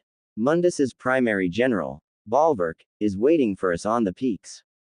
If the wreckage falls, the world loses its strongest kinetic defense. Dantina and Satsuki were already stepping through a blue spatial portal stabilized by Veronica. As the gate closed, Naruto drew the crimson insurrection. The matte black blade ignited with the red and silver lightning of his fully harmonized Nephilim Nine-Tails core. Let's go, sister, Naruto said. The king is waiting. Satsuki's first independent hunt. Dantina and Satsuki materialized on a rocky outcrop overlooking the mist village. The scene was from a nightmare. The traditional, shrouded architecture of Kiri was collapsing into a sea that had turned into thick, viscous black ink. Massive tentacles of the Clipot reached out from the depths, dragging entire ships into the abyss. Chidori. Abyss. Satsuki didn't hesitate. She plunged into the fray, her shadow trigger active, her obsidian blade wreathed in a black and silver lightning that defied the physical laws of optics. She wasn't fighting like a ninja, she was moving with the brutal, efficient grace that only the survivors of the Uchiha could manage. Dantina was a whirlwind of scarlet fire beside her. Focus, kid, the big one is waiting for us at the core. Don't get distracted by the appetizers. Dantina laughed, firing ebony and ivory in a perfect 360-degree arc, her bullets detonating the lesser water demons that were trying to swarm Satsuki. The hunt had begun, and for the first time in centuries, the darkness of the Uchiha was being turned against itself. Chapter 22. The Storm of Twin Sovereigns. The peaks of Kumogakure, once the proud roof of the world, were no longer visible through the choking, violet miasma of the netherworld. The golden lightning that usually danced across the hidden cloud spires had been corrupted, turning into jagged, silent streaks of indigo that drained the life force from anything they touched. The fourth Raikage, was a man of indomitable will, but even he was faltering. He stood before the central spire, his lightning-style chakra mode flickering like a dying candle. Before him stood Balverk, an ancient demon general of the First Age, encased in armor made from the soul iron of 1,000 fallen warriors. Your spark is impressive, mortal. Balverk's voice was a grinding tectonic plate. He held twin spears, Jerry and Freki, which hummed with the hunger of the void. But you are trying to hold back the ocean with a pebble. The arrival of the Nephilim. Before Balverk could deliver the killing blow, the violet sky was torn asunder by a streak of silver and red fire. Helm Breaker. Naruto descended like a meteor. The crimson insurrection slammed into the frozen ground between the Raikage and the demon general. The impact didn't just shatter the stone, it sent a shockwave of holy and demonic energy that cleared the violet mist for miles. Naruto rose from the crater, his white hair whipping in the mountain wind. His Sin Devil trigger aura was so intense that the snowflakes near him evaporated before they could touch the ground. The Raikage is off limits, Naruto said, his voice layered with the resonant echo of the abyss. Find someone your own size, you rusted piece of junk. The precision of Sparda. Beside him, Veronica manifested in a blur of blue spatial distortion. Her hand was on the hilt of the Yamato, her gaze scanning the thousands of lesser demons climbing the mountain walls. The Raikage's heart is the anchor for this rift, Naruto, Veronica said, her voice clinical. If he dies, the mountain becomes a permanent gate. I will handle the Legion and the spatial stabilization. Balverk is yours. Deal. Naruto smirked. Veronica didn't move her feet. She simply unsheathed the Yamato an inch. Judgment cut. A sphere of blue spatial fractures expanded outward, instantly dicing the first wave of incoming demons into microscopic cubes. She moved through the battlefield like a ghost, a lethal ballerina of spatial geometry. The clash of spears and steel. Balverk roared, his spears igniting with black fire as he lunged. Naruto met him head on. The clash of the insurrection against the spears of Balverk created a localized storm that forced the Cloud Shinobi to retreat into the bunkers. Naruto wasn't just using brute force. He was weaving between the swordmaster and trickster styles he had inherited and refined. He used a short blink to appear above Balverk, unleashing a rain of insurrection, a flurry of overhead strikes that forced the giant to his knees. You possess the soul of the nine tails and the blood of the traitor. Balverk hissed, coughing up black ichor. I possess the power to end you, Naruto replied. He closed his eyes, tapping into the true Sin Devil trigger. His armor hardened, and 4 spectral blades of light appeared behind him. Stinger. Overdrive. Naruto propelled himself forward, a drill of red and silver energy. He pierced through Balverk's chest plate, the holy energy of his Nephilim side reacting violently with the demon's core. The shattered crown. With a final, agonizing shriek, Balverk exploded into a cloud of ash. The violet rifts above the mountain began to spiral inward, collapsing as the anchor was broken. Naruto stood over the panting Raikage, who looked up at the boy he once thought was a mere Jinchuriki. You've grown, Naruto Uzumaki, the Raikage wheezed, his pride finally shattered. We don't have time for talk, Raikage, Naruto said, his sin eyes looking toward the horizon. He felt a sudden, sharp coldness in his chest, the bond with Satsuki. The land of water, the trap has sprung. Satsuki and Dantina are fighting something that shouldn't exist. He turned to Veronica. We leave now. Open the gate. Chapter 23. The Ghost of the Crow. The land of water was no longer a realm of mist, it was a realm of drowning shadows. The ink-black sea of Kurigakure churned with the movements of the Sanbi, 3 tails, which had been corrupted into a jagged, skeletal leviathan by the Cliphot. Dantina was miles away from the village center, currently surf-boarding on the back of a Hell-Kana while shredding a legion of aquatic demons with her dual shotguns. Hold your ground, Shadow Girl. She yelled over the roar of the tide. I've got the small fry. But Satsuki wasn't listening. She was standing in the center of the Mist Village Plaza, paralyzed. The mist parted, and a figure emerged. He wore the tattered remains of an Akatsuki cloak, but his skin was the color of a winter corpse, and his eyes, the legendary Mangekyo Sharingan, were leaking a viscous, purple ichor. Satsuki, the voice was a hollow echo of the brother she had both hated and loved. You have strayed far from the path of the Uchiha. The Nightmare Reborn, Itachi. Satsuki whispered, her obsidian blade trembling. No. You're dead. I saw you die, Naruto said. Mundus is using the dead. Death is merely a change of masters, the demonic Itachi replied. He raised a hand, and a wave of black crows, each with a single red eye, swarmed the plaza. They weren't birds, they were shards of the netherworld. The phantom Itachi didn't wait. He unleashed Amaterasu, but the flames weren't just black, they were wreathed in the violet energy of the abyss. The fire didn't just burn the physical, it ate the soul. The shadow triggers resolve. Satsuki dived to the side, her shadow trigger flaring instinctively. The silver-black aura hissed as it met the demonic flames. She realized with a jolt of terror that this Itachi was faster and stronger than the original. He was a Nello-class construct, a warrior's soul trapped in a demon's husk. You're not him, Satsuki screamed, her grief turning into a cold, sharp rage. He wouldn't serve a monster like Mundus. She vanished in a shadow blink, appearing above the phantom. Chidori.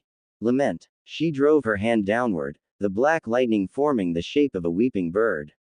The phantom Itachi didn't move. He manifested a skeletal, purple Susanoo, but the armor was covered in eyes that blinked in unison.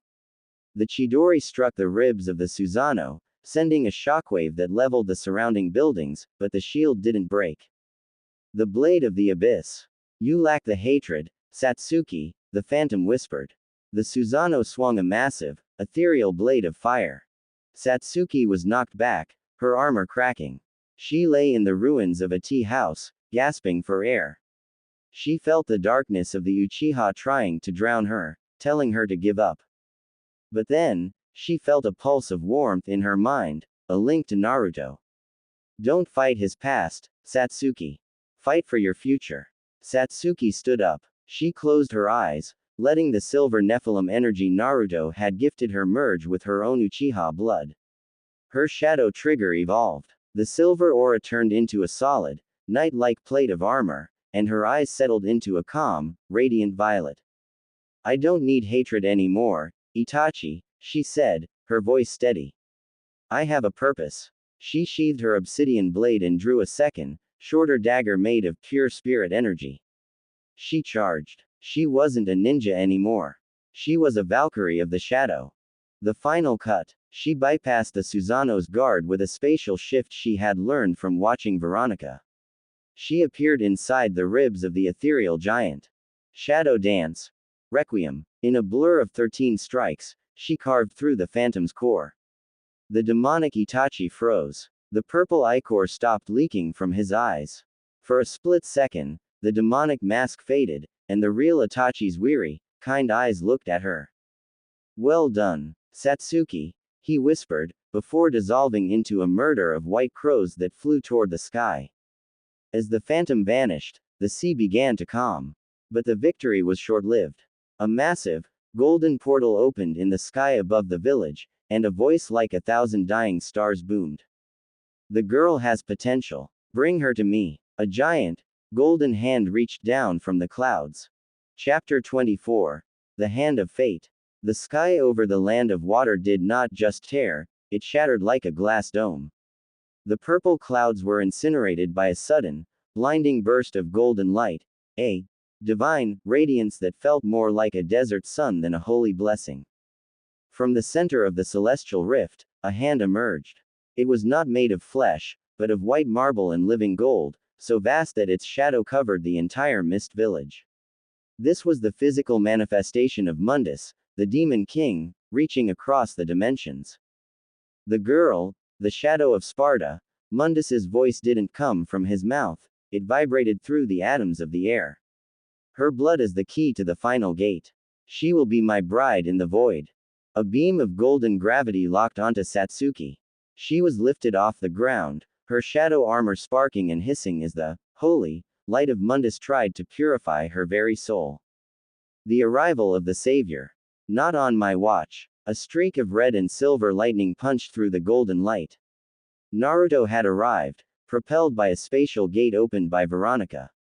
He was already in his Sin Devil trigger form, his wings unfurled to their maximum span, creating a sonic boom that cleared the mist for miles. He didn't aim for the hand. He aimed for the gravity beam. Sin round trip. Naruto hurled the crimson insurrection. The blade spun like a massive, glowing saw, its edge vibrating at a frequency that disrupted the golden tractor beam. The connection snapped, and Satsuki fell. Dantina caught her midair, sliding across the ink-black sea. Gotcha. Shadow Girl. Stay down, this is getting cosmic. Naruto versus the Hand of God. Naruto stood in midair, hovering between the village and the descending golden palm. He looked like a gnat compared to the mountain-sized hand, but the energy radiating from his white hair and silver eyes was equal to a supernova. You like to hide behind your statues, Mundus. Naruto yelled, his voice echoing with the Nine Tails roar. Come down here and face the son of Sparda yourself. You are a speck, Nephilim, Mundus replied. The giant hand closed into a fist, intending to crush Naruto and the village beneath it. Naruto didn't retreat. He summoned every ounce of his hybrid power.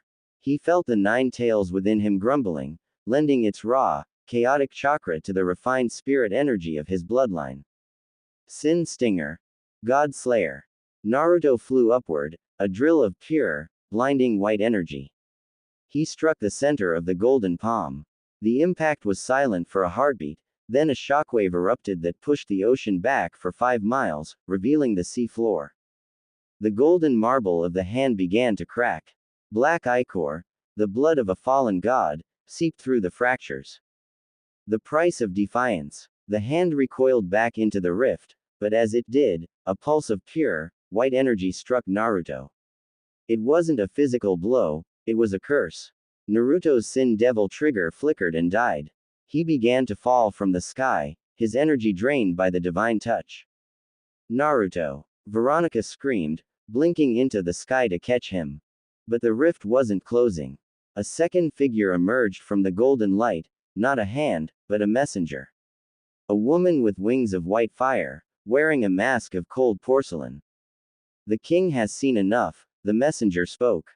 The land of fire will be the altar. If the Nephilim wants his world, he must come to the island of Mallet. The rift closed, leaving the land of water in a stunned, terrifying silence. The gathering of the hunters. Naruto lay on the black sands, his hair still white, but his eyes dim with exhaustion. Satsuki, Dantina, and Veronica surrounded him. The village of Kurigakure was saved, but they all knew the truth. Mundus wasn't just invading anymore. He had issued a challenge. Mallet Island, Veronica whispered, her face pale. The place where Sparda first sealed the gate. He's taking the war home. Naruto sat up, coughing. He looked at his hand. The Sparda seal was glowing a permanent, angry red. Then that's where we go. No more village defense. No more political games. We're going to the source. Chapter 25. The Voyage into the Void. The victory in the land of water was hollow. The sky remained a bruised indigo, and the sea refused to return to its natural blue. Naruto sat on the deck of the Avalon, a massive dreadnought forged from the ruins of the Iron Country and powered by Veronica's refined spirit seals. They were sailing toward the horizon, toward a coordinate that didn't exist on any shinobi map, Mallet Island. Naruto looked at his trembling hands. The divine curse of Mundus felt like liquid lead in his veins. Every time he tried to tap into the Nine Tails chakra or his Nephilim core, a searing white heat flared in his chest, forcing him back into his human form. Stop trying to force it, kid, Dantina said, leaning against the railing. She tossed a red soul orb into the air and caught it. Mundus didn't just hit your body, he put a lock on your soul. You're running on fumes. The Council of the Damned. Inside the war room of the ship, the atmosphere was heavy. Veronica had projected a three-dimensional map of Mallet Island. It wasn't just an island, it was a living, breathing extension of the underworld. Mallet Island is the point of convergence, Veronica explained, her voice sharp. Sparda used his own blood to seal the gate there 2,000 years ago. Mundus is using the Cliphot to unstitch those seals. If he succeeds, the physical world and the netherworld will merge. There will be no elementals nations left. Just one endless hell. Satsuki looked at her own hands, encased in her new shadow armor gauntlets. And he wants me because of the Uchiha bloodline. Why? Because the Uchiha are the descendants of the sage's eyes, but those eyes were originally modeled after the eyes of Mundus, Veronica revealed, a cold truth that made Satsuki flinch. He doesn't want to kill you, Satsuki. He wants to use your Sharingan to see into this dimension and stabilize his physical form. The awakening of the blade. Naruto stood up, his gaze fixed on the crimson insurrection resting against the table. The blade was dull, reflecting his own weakened state. If I can't transform, I can't kill him, Naruto said, his voice a low growl. I need to break the lock. There's one way, a voice echoed from the shadows of the room. Minato Namikaze stepped into the light. He had followed them onto the ship, refusing to stay behind in the safety of Konoha. Beside him was Kushina, her chains of sealing chakra glowing faintly. The Reaper seal, Minato said, his expression pained. The Uzumaki knew how to bargain with death. If you can face the Reaper within your own mind, the manifestation of Mundus's curse, you might be able to shatter the lock. But if you fail, your soul is forfeit. Into the mind's eye, Naruto didn't hesitate. Do it. Kushina stepped forward, her eyes swimming with tears. Naruto, this is more dangerous than fighting 100 demons. You'll be alone in there. I'm never alone, Naruto said, glancing at the internal seal where Kurama waited in a state of suppressed rage. As Kushina and Minato began the ritual, the Avalon entered the storm wall surrounding Mallet Island. The sky turned black, and golden lightning began to strike the sea. Naruto fell into a deep, supernatural trance. Inside his mind, he wasn't in a sewer. He was in a vast, white cathedral. Standing before him was a giant, faceless statue of gold, the manifestation of Mundus's will.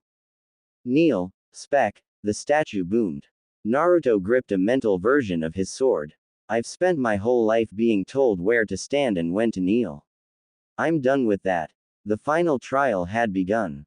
Not on a battlefield of mud and blood, but in the sanctuary of Naruto's own spirit. Chapter 26. The Reaper's Bargain. The Avalon groaned, its iron hull screaming as it collided with a fleet of ghost ships that had materialized from the thick, crimson fog. These were not vessels of wood and nail, but of bone and tattered souls, piloted by death scissors, wraiths with oversized, rusted blades that phased through the ship's armor like it was smoke. Defend the prow. Veronica's voice rang out, cold and commanding. She was a blur of blue motion, her Yamato creating a perimeter of spatial displacement that shredded any wraith daring to approach the center of the deck. Beside her, Dantina was laughing, though her eyes were sharp with focus. She had combined her pistols into a makeshift cannon, firing stinger bullets that exploded in bursts of holy light. Hey, Shadow Girl, keep the masts clear. If we lose the sails, we're just sitting ducks in a demon pond. Satsuki nodded, her shadow trigger flaring. She leapt from mast to mast, her obsidian blade leaving trails of dark silver lightning in the air. She was the vanguard, the silent protector of the man at the center of the ship. The Cathedral of the Mind. While the battle for the Avalon raged in the physical world, Naruto was in a world of blinding white silence. He stood before the golden statue of Mundus. The divine curse had manifested as chains of pure, liquid gold that wrapped around his throat, his heart, and his sword hand. Every breath felt like inhaling molten glass. You are a child of two worlds, yet you belong to neither, the statue boomed, its voice echoing like 1,000 falling bells. The Nephilim is an error. The Jinchuriki is a cage. Why do you struggle for a world that feared you? For a village that forgot you? Naruto looked up, his silver eyes dull but determined. He felt Kurama behind him. The Nine Tails was pinned to the floor by massive golden stakes, its red chakra being slowly bleached white. I don't fight for the village, Naruto rasped, his voice breaking. I don't fight because they loved me. I fight because I chose this path. I chose my sisters. I chose my friends. And I choose to end you. Breaking the lock, Naruto gripped the golden chain around his heart. He didn't try to pull it, he tried to consume it. If this is your divine power, Mundus, then it's just more fuel for my fire. He roared, and for the first time, he didn't draw on his heritage. He drew on his will. The silver light of the Nephilim and the red heat of the fox didn't fight, they swirled together, creating a new, third energy, a pure, violet reaper chakra. The golden chains began to crack. The white cathedral of his mind began to bleed black and crimson. Naruto grabbed the mental version of the crimson insurrection and drove it into his own chest, not to kill himself, but to pierce the curse at its source. I am the lock and the key. The resurrection. Back on the deck of the Avalon, the situation was dire. A massive abyssal kraken had wrapped its tentacles around the hull, dragging the ship toward the crushing depths. Veronica and Dantina were being pushed back by a tide of elite Nello angels. Suddenly, the cabin where Naruto lay exploded. A pillar of violet and silver light shot into the black sky, instantly vaporizing the wraiths in its path. The pressure was so immense it pushed the sea back, creating a temporary dry zone around the ship. Naruto stepped out of the light. He wasn't in his Sin Devil trigger form, but he was changed. His white hair now had streaks of deep violet, and his eyes were a piercing, neon silver. The crimson insurrection was no longer matte black, it pulsed with a living, rhythmic violet light. He looked at the kraken and simply flicked his wrist. A wave of reaper energy traveled through the air, severing the tentacles like a hot wire through wax. The curse is broken, Naruto said, his voice now a calm, terrifying whisper that silenced the storm. He looked toward the jagged peaks of Mallet Island, now visible through the mist. And I'm hungry for a king. Chapter 27. The Throne of Ash. The Avalon groaned as it made impact with the jagged, obsidian docks of Mallet Island. The island was not solid ground. It was a congealed mass of solidified nightmares and fossilized clipot roots, pulsing with a faint, toxic heat. Above, the sky was a swirling vortex of indigo and bruised gold, a permanent cosmic scar where Sparda had first sundered the worlds. The concentration of demonic energy here is suffocating, Veronica said, her voice unusually tight. She stood at the prow, the Yamato already in her hand. The air itself is poison. Every breath is a transaction with the abyss. Dantina racked the slide of ebony with a sharp click. Then let's finish the deal. I'm tired of this fog. Naruto's awakening. Naruto stepped onto the dock. His transformation was complete. The divine curse had been forged into something new. His white hair now carried faint, pulsating violet streaks, and his silver eyes held a deep, neon resonance that felt like staring into the void itself. The crimson insurrection didn't just glow, it vibrated, its black surface covered in shifting, geometric violet runes that hummed with Reaper energy. I can feel him, Naruto whispered, his voice holding a calm, terrifying depth that made Satsuki shiver. He's at the castle. He's waiting for us. Then let's not keep the king waiting, Satsuki said, drawing her obsidian blade, her shadow armor gauntlets locking with a metallic snap. She looked at Naruto, a quiet understanding passing between them. He was no longer a Jinchuriki, he was a sovereign of the dead. The trial of the ascendants. The Trinity and Satsuki began their march toward the colossal, Gothic castle that dominated the center of the island. The path was not empty. As they crossed the first bridge, the ground erupted. Dozens of Nello angels, perfect, soulless marionettes in full Sparda-style armor, materialized from the mist, their broadswords ready. They are projections of Sparda's own shadow. Veronica warned, already launching a judgment cut that sliced through the first line. They have no mind, only efficiency. Efficiency means they don't know how to party. Dantina laughed. She slid through the ranks, her pistols firing a rhythmic cadence. She used gunslinger style to deflect their heavy blades with point-blank bullet strikes, creating an opening for Satsuki. Satsuki was a blur. She moved with her shadow trigger active, not a ninja, but a phantom. She didn't strike the armor, she struck the spirit cores within them, her obsidian blade severing the threads of Mundus's control. The revelation of the gate. Naruto walked through the chaos, not needing to draw his sword. He simply radiated a pulse of Reaper aura that caused the Nello angels to collapse as they got near him. They reached the massive, sealed gates of the castle. The gates were not made of wood, they were two colossal slabs of stone, carved with the faces of the original Uchiha and Senju ancestors, locked in an eternal embrace. In the center was a socket meant for a single, perfect Mangekyo Sharingan. The lock, Satsuki whispered, realizing the depth of Mundus's plan. The entire Uchiha history, it was a long-term strategy to breed a key. He doesn't want to conquer this world, Satsuki, Naruto said, placing his hand on the gate. He wants to absorb it. He wants to turn the elemental nations into a single, unified engine of souls for his own ascent. But he made one mistake. Naruto's Reaper aura flared, the violet energy turning the stone gates to glass. He thought he was the only one with a key. With a single, effortless push, the gates of the castle crumbled into dust. The path to the Demon King was open.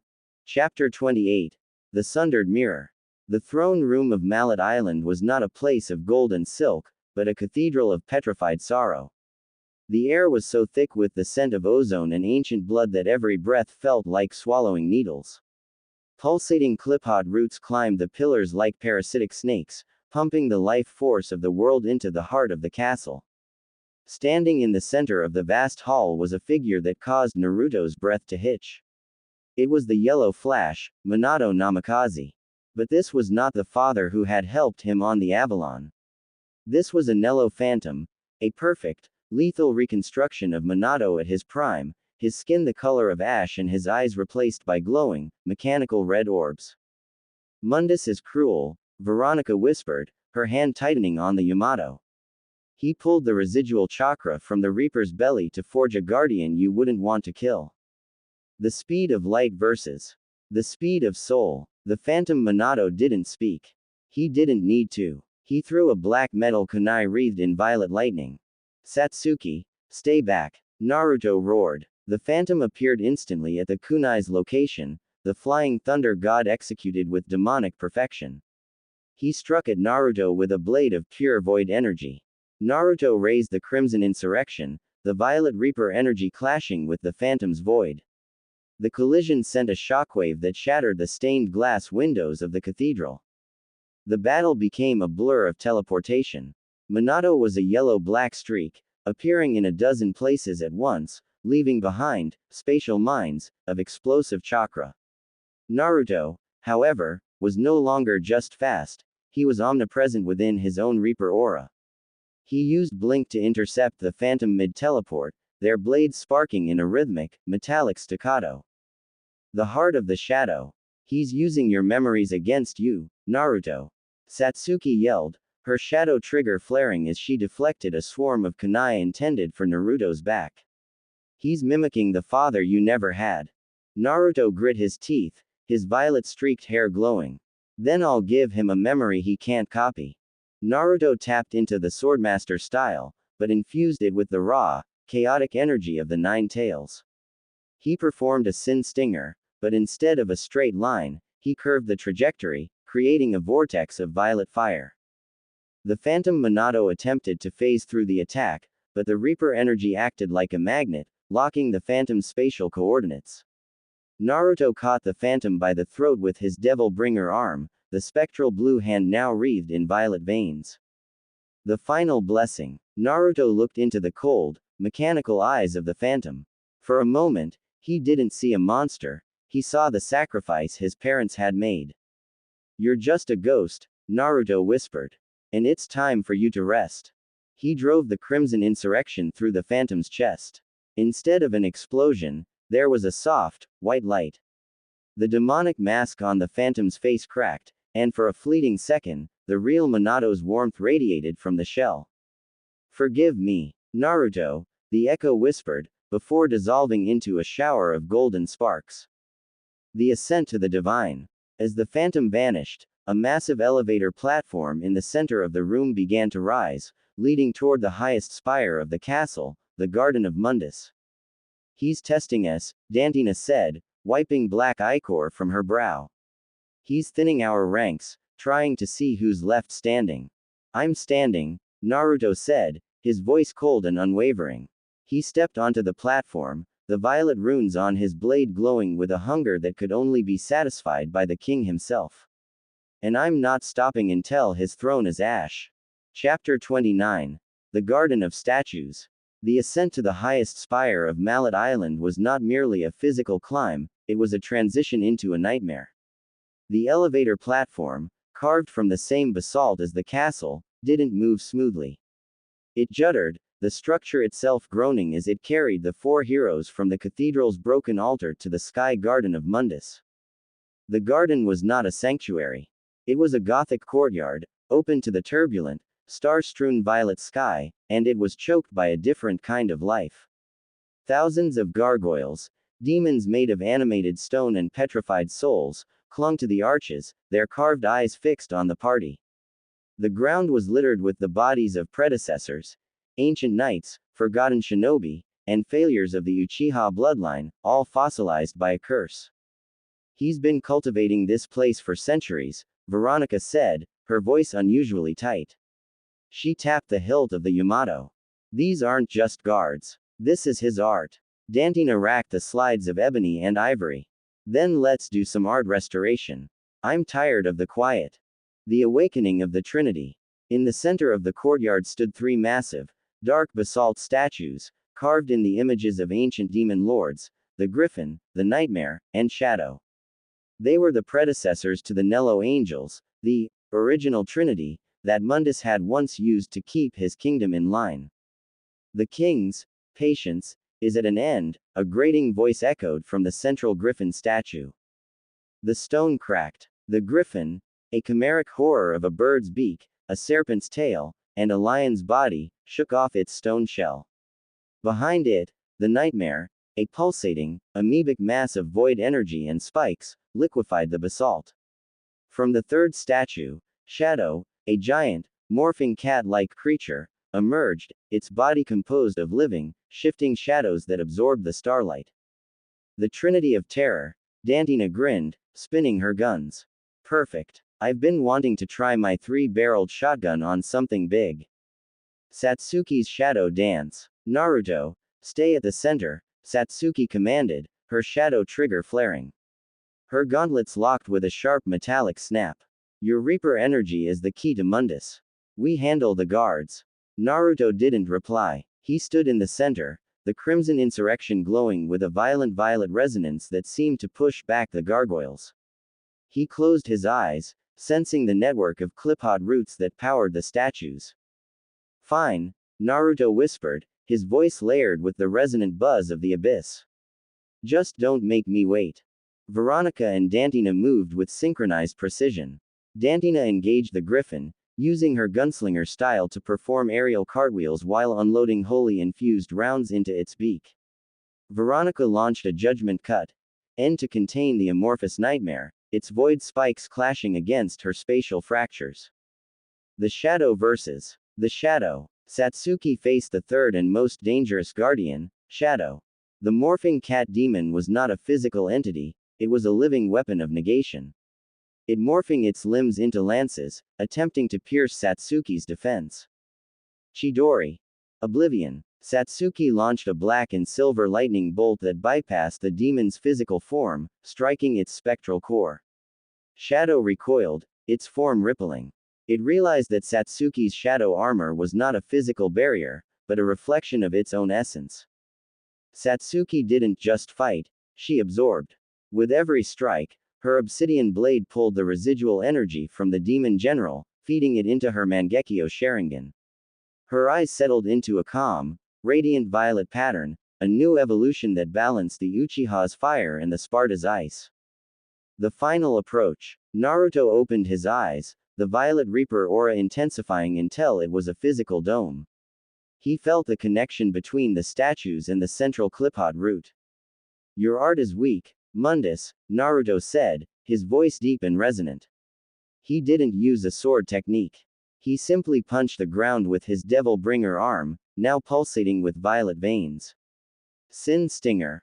Overdrive. He unleashed a pulse of Reaper and Nine Tails energy through the ground. The three demon generals shrieked as their connection to the root was severed. The griffin turned to ash, the nightmare collapsed into a puddle of void, and Shadow was consumed by its own negativity. The gargoyles, seeing their leaders fall, began to flee into the night. A massive, golden gate at the far end of the garden, leading to the Void Throne, began to rise. The final boss battle was no longer a possibility, it was an inevitability. Chapter 30. The Void Throne. The final ascent wasn't a physical climb, it was a transition through a broken reality. The elevator platform, now pulsing with Naruto's Reaper aura, passed through layers of solidified screams and fossilized memories.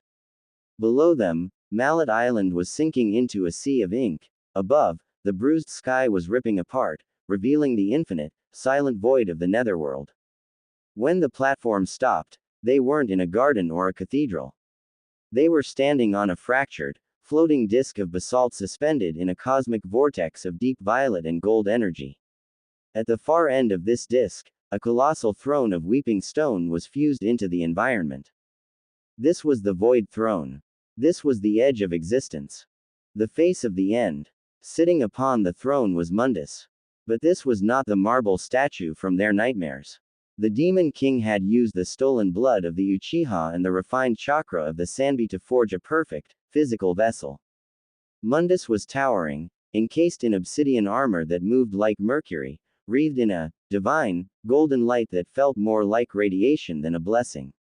He had 3 glowing, vertical eye sockets, each leaking the viscous purple ichor that marked a corrupted god.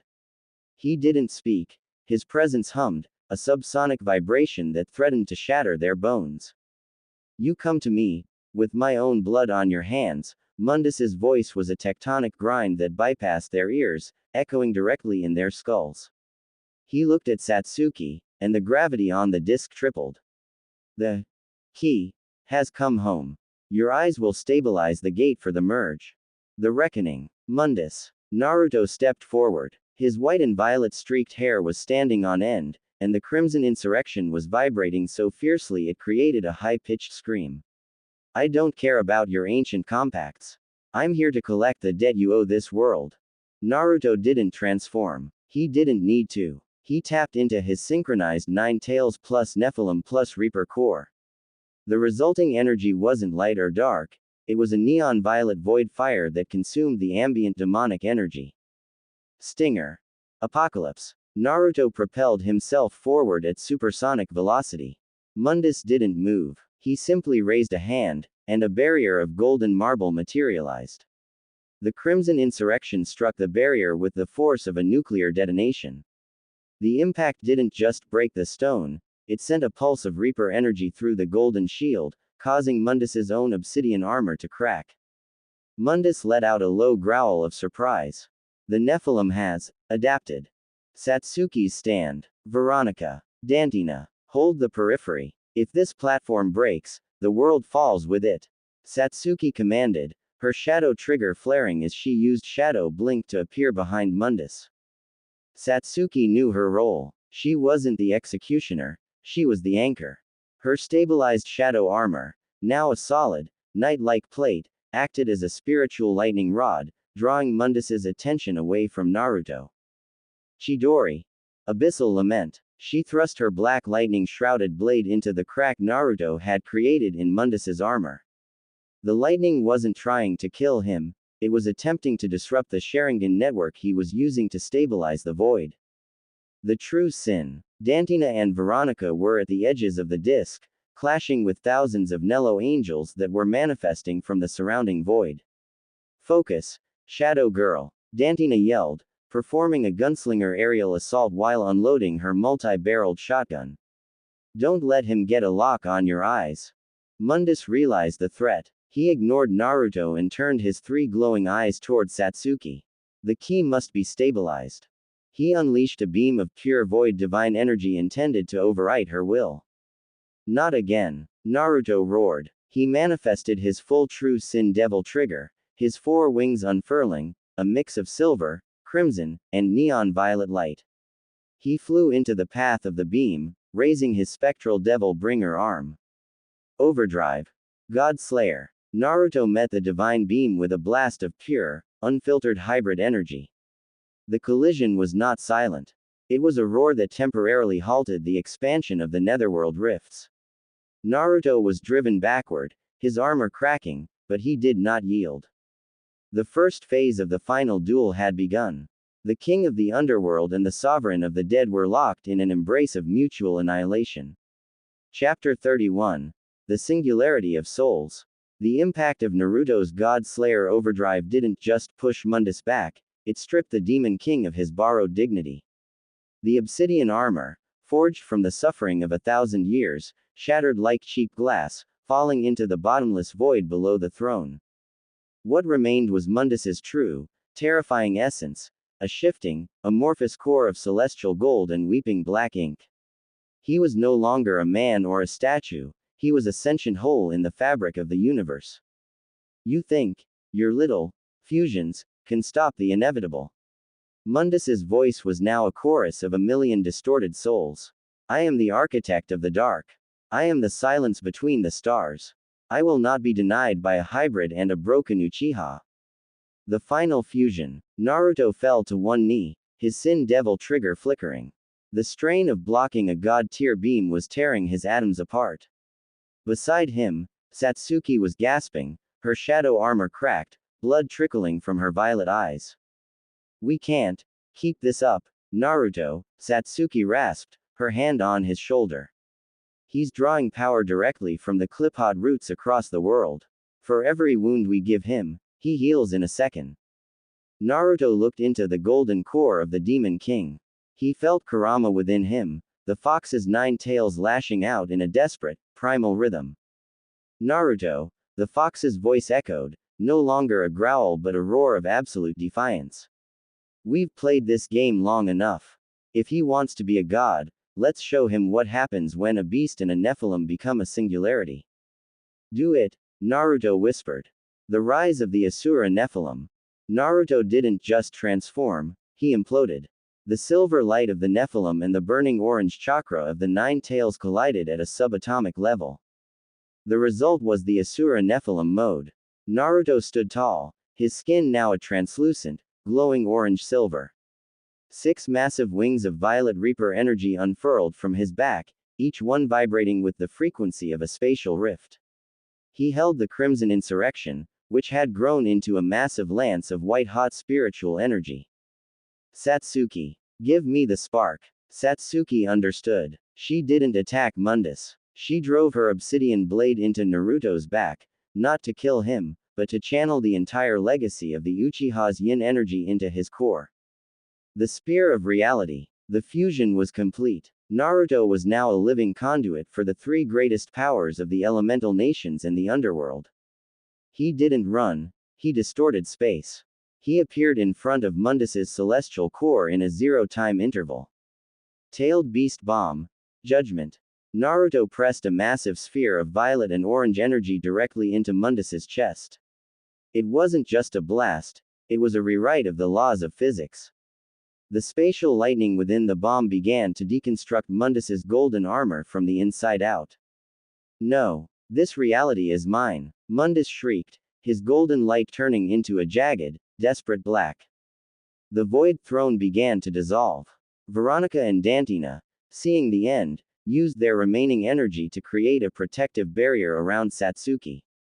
It's happening, Dantina yelled. The collapse is starting. Naruto looked Mundus in his central, weeping eye. Your reality ended the moment you touched my world. With a final, guttural roar, Naruto detonated the bomb. The light that followed was so bright it was felt by every living soul in Konoha, Suna, and Kumo. The long night was being forcibly ended by a sun made of pure, vengeful spirit. Chapter 32. The Dawn of a Broken World. The light that followed Naruto's final judgment-tailed beast bomb was not a gentle sunrise. It was a cosmic flash that temporarily blinded every sensor, every Sharingan, and every demonic entity within the Mallet Island dimension. It was the sound of a reality being violently unstitched. When the light faded, the void throne was gone. The grand, Gothic architecture of Mallet Island was sinking back into the ink-black sea, its purpose fulfilled and its master slain. Naruto drifted through the silent, swirling nebulae of deep purple and fading gold. His Asura Nephilim mode was receding, the translucent orange-silver skin flaking off like burning paper. 6 spectral wings of violet reaper energy dissolved into mist. He was falling, his body finally acknowledging the subatomic strain of hosting 3 divergent powers. Naruto. Veronica appeared in a blur of blue spatial distortion, her Yamato already in its sheath. She caught him midair, her clinical demeanor cracking for the first time since they had met. She channeled her remaining Sin Devil trigger energy directly into his heart, stabilizing his pulse. The awakening of the survivors. They materialized on a fractured basalt quay on the sinking island. Satsuki was already there, kneeling in the black sand, her shadow armor gone, blood leaking from her now dormant Sharingan. Beside her, Dantina leaned heavily against the Avalon's railing, her dual pistols empty, her red coat tattered. We did it, Dantina rasped, a weak, hysterical laugh bubbling up. Mundus is cosmic dust. I think I've earned a pizza. A large pizza. Naruto opened his eyes. They were no longer silver or violet, they were a weary, soft blue. He looked at Satsuki, and then at the sky. The bruised indigo sky was gone. The long night had ended. A pale, weak golden sun was rising over the horizon, casting the first natural light the elemental nations had seen in months. The rifts were sealed. The dead were at rest. The price of transcendence. The merge has been stopped, Veronica said, her voice dropping to a somber whisper. She was looking at Naruto's right hand, the Sparda seal was glowing a soft, final white. But Naruto, the energy you channeled, you broke the lock on your own existence. Naruto sat up, his body screaming in pain. He tried to summon Kurama, but he met only silence. A deep, echo-less silence. Kurama, Naruto whispered, fear finally piercing his exhaustion. The Nine Tails was not dead, but it was gone. It had burned every ounce of its immortal essence to fuel the final bomb. It had returned to the core of the 10 Tails, back to the primordial energy of the world. He's just resting, Naruto said, the light tasting like ash in his mouth.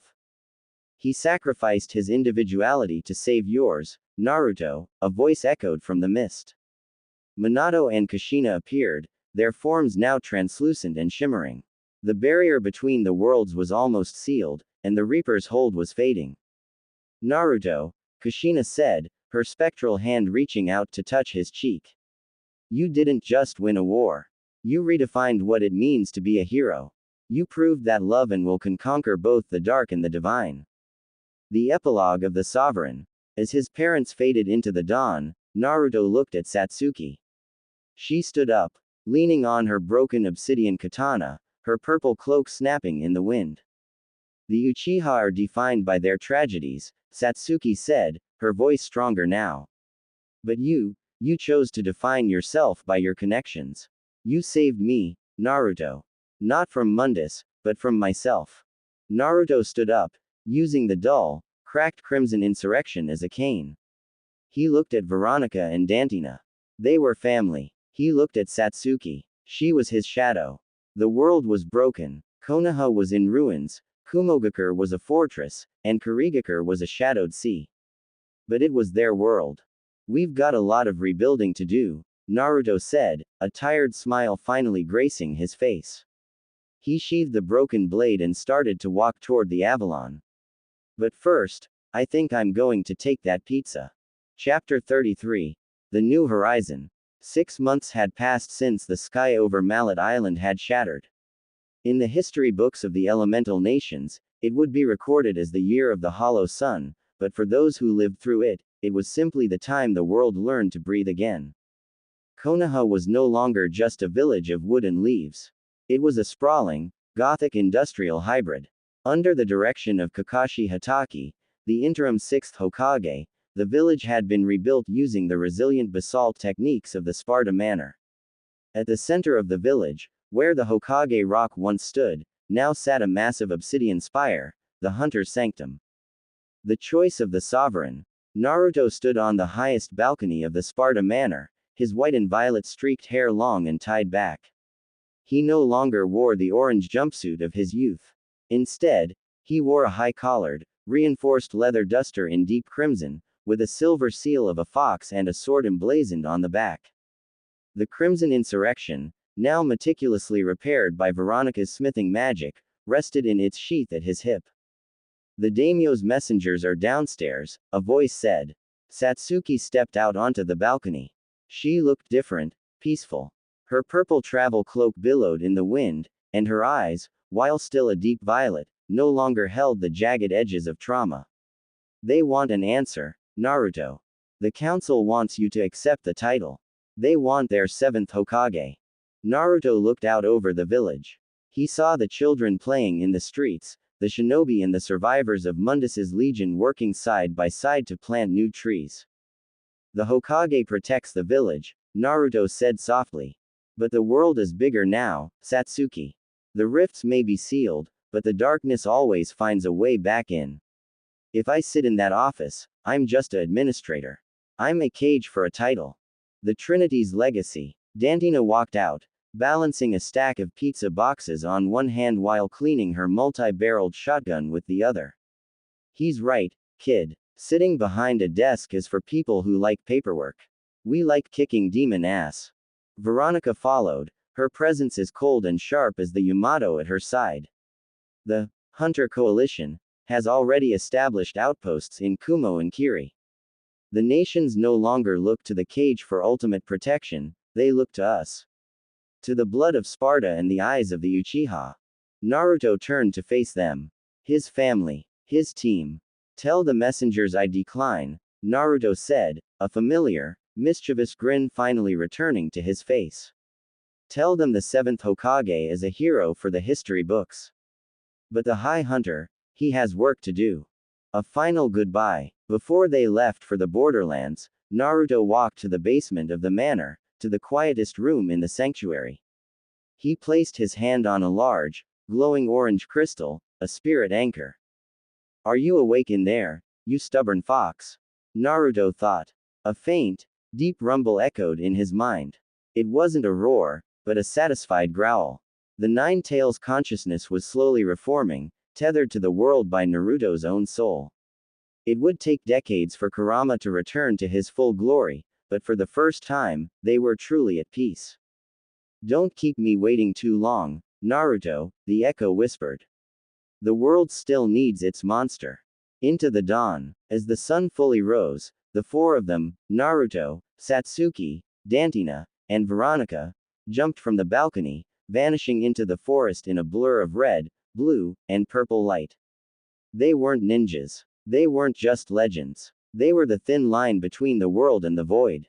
And as long as they walked the earth, the shadows would have a reason to fear the light.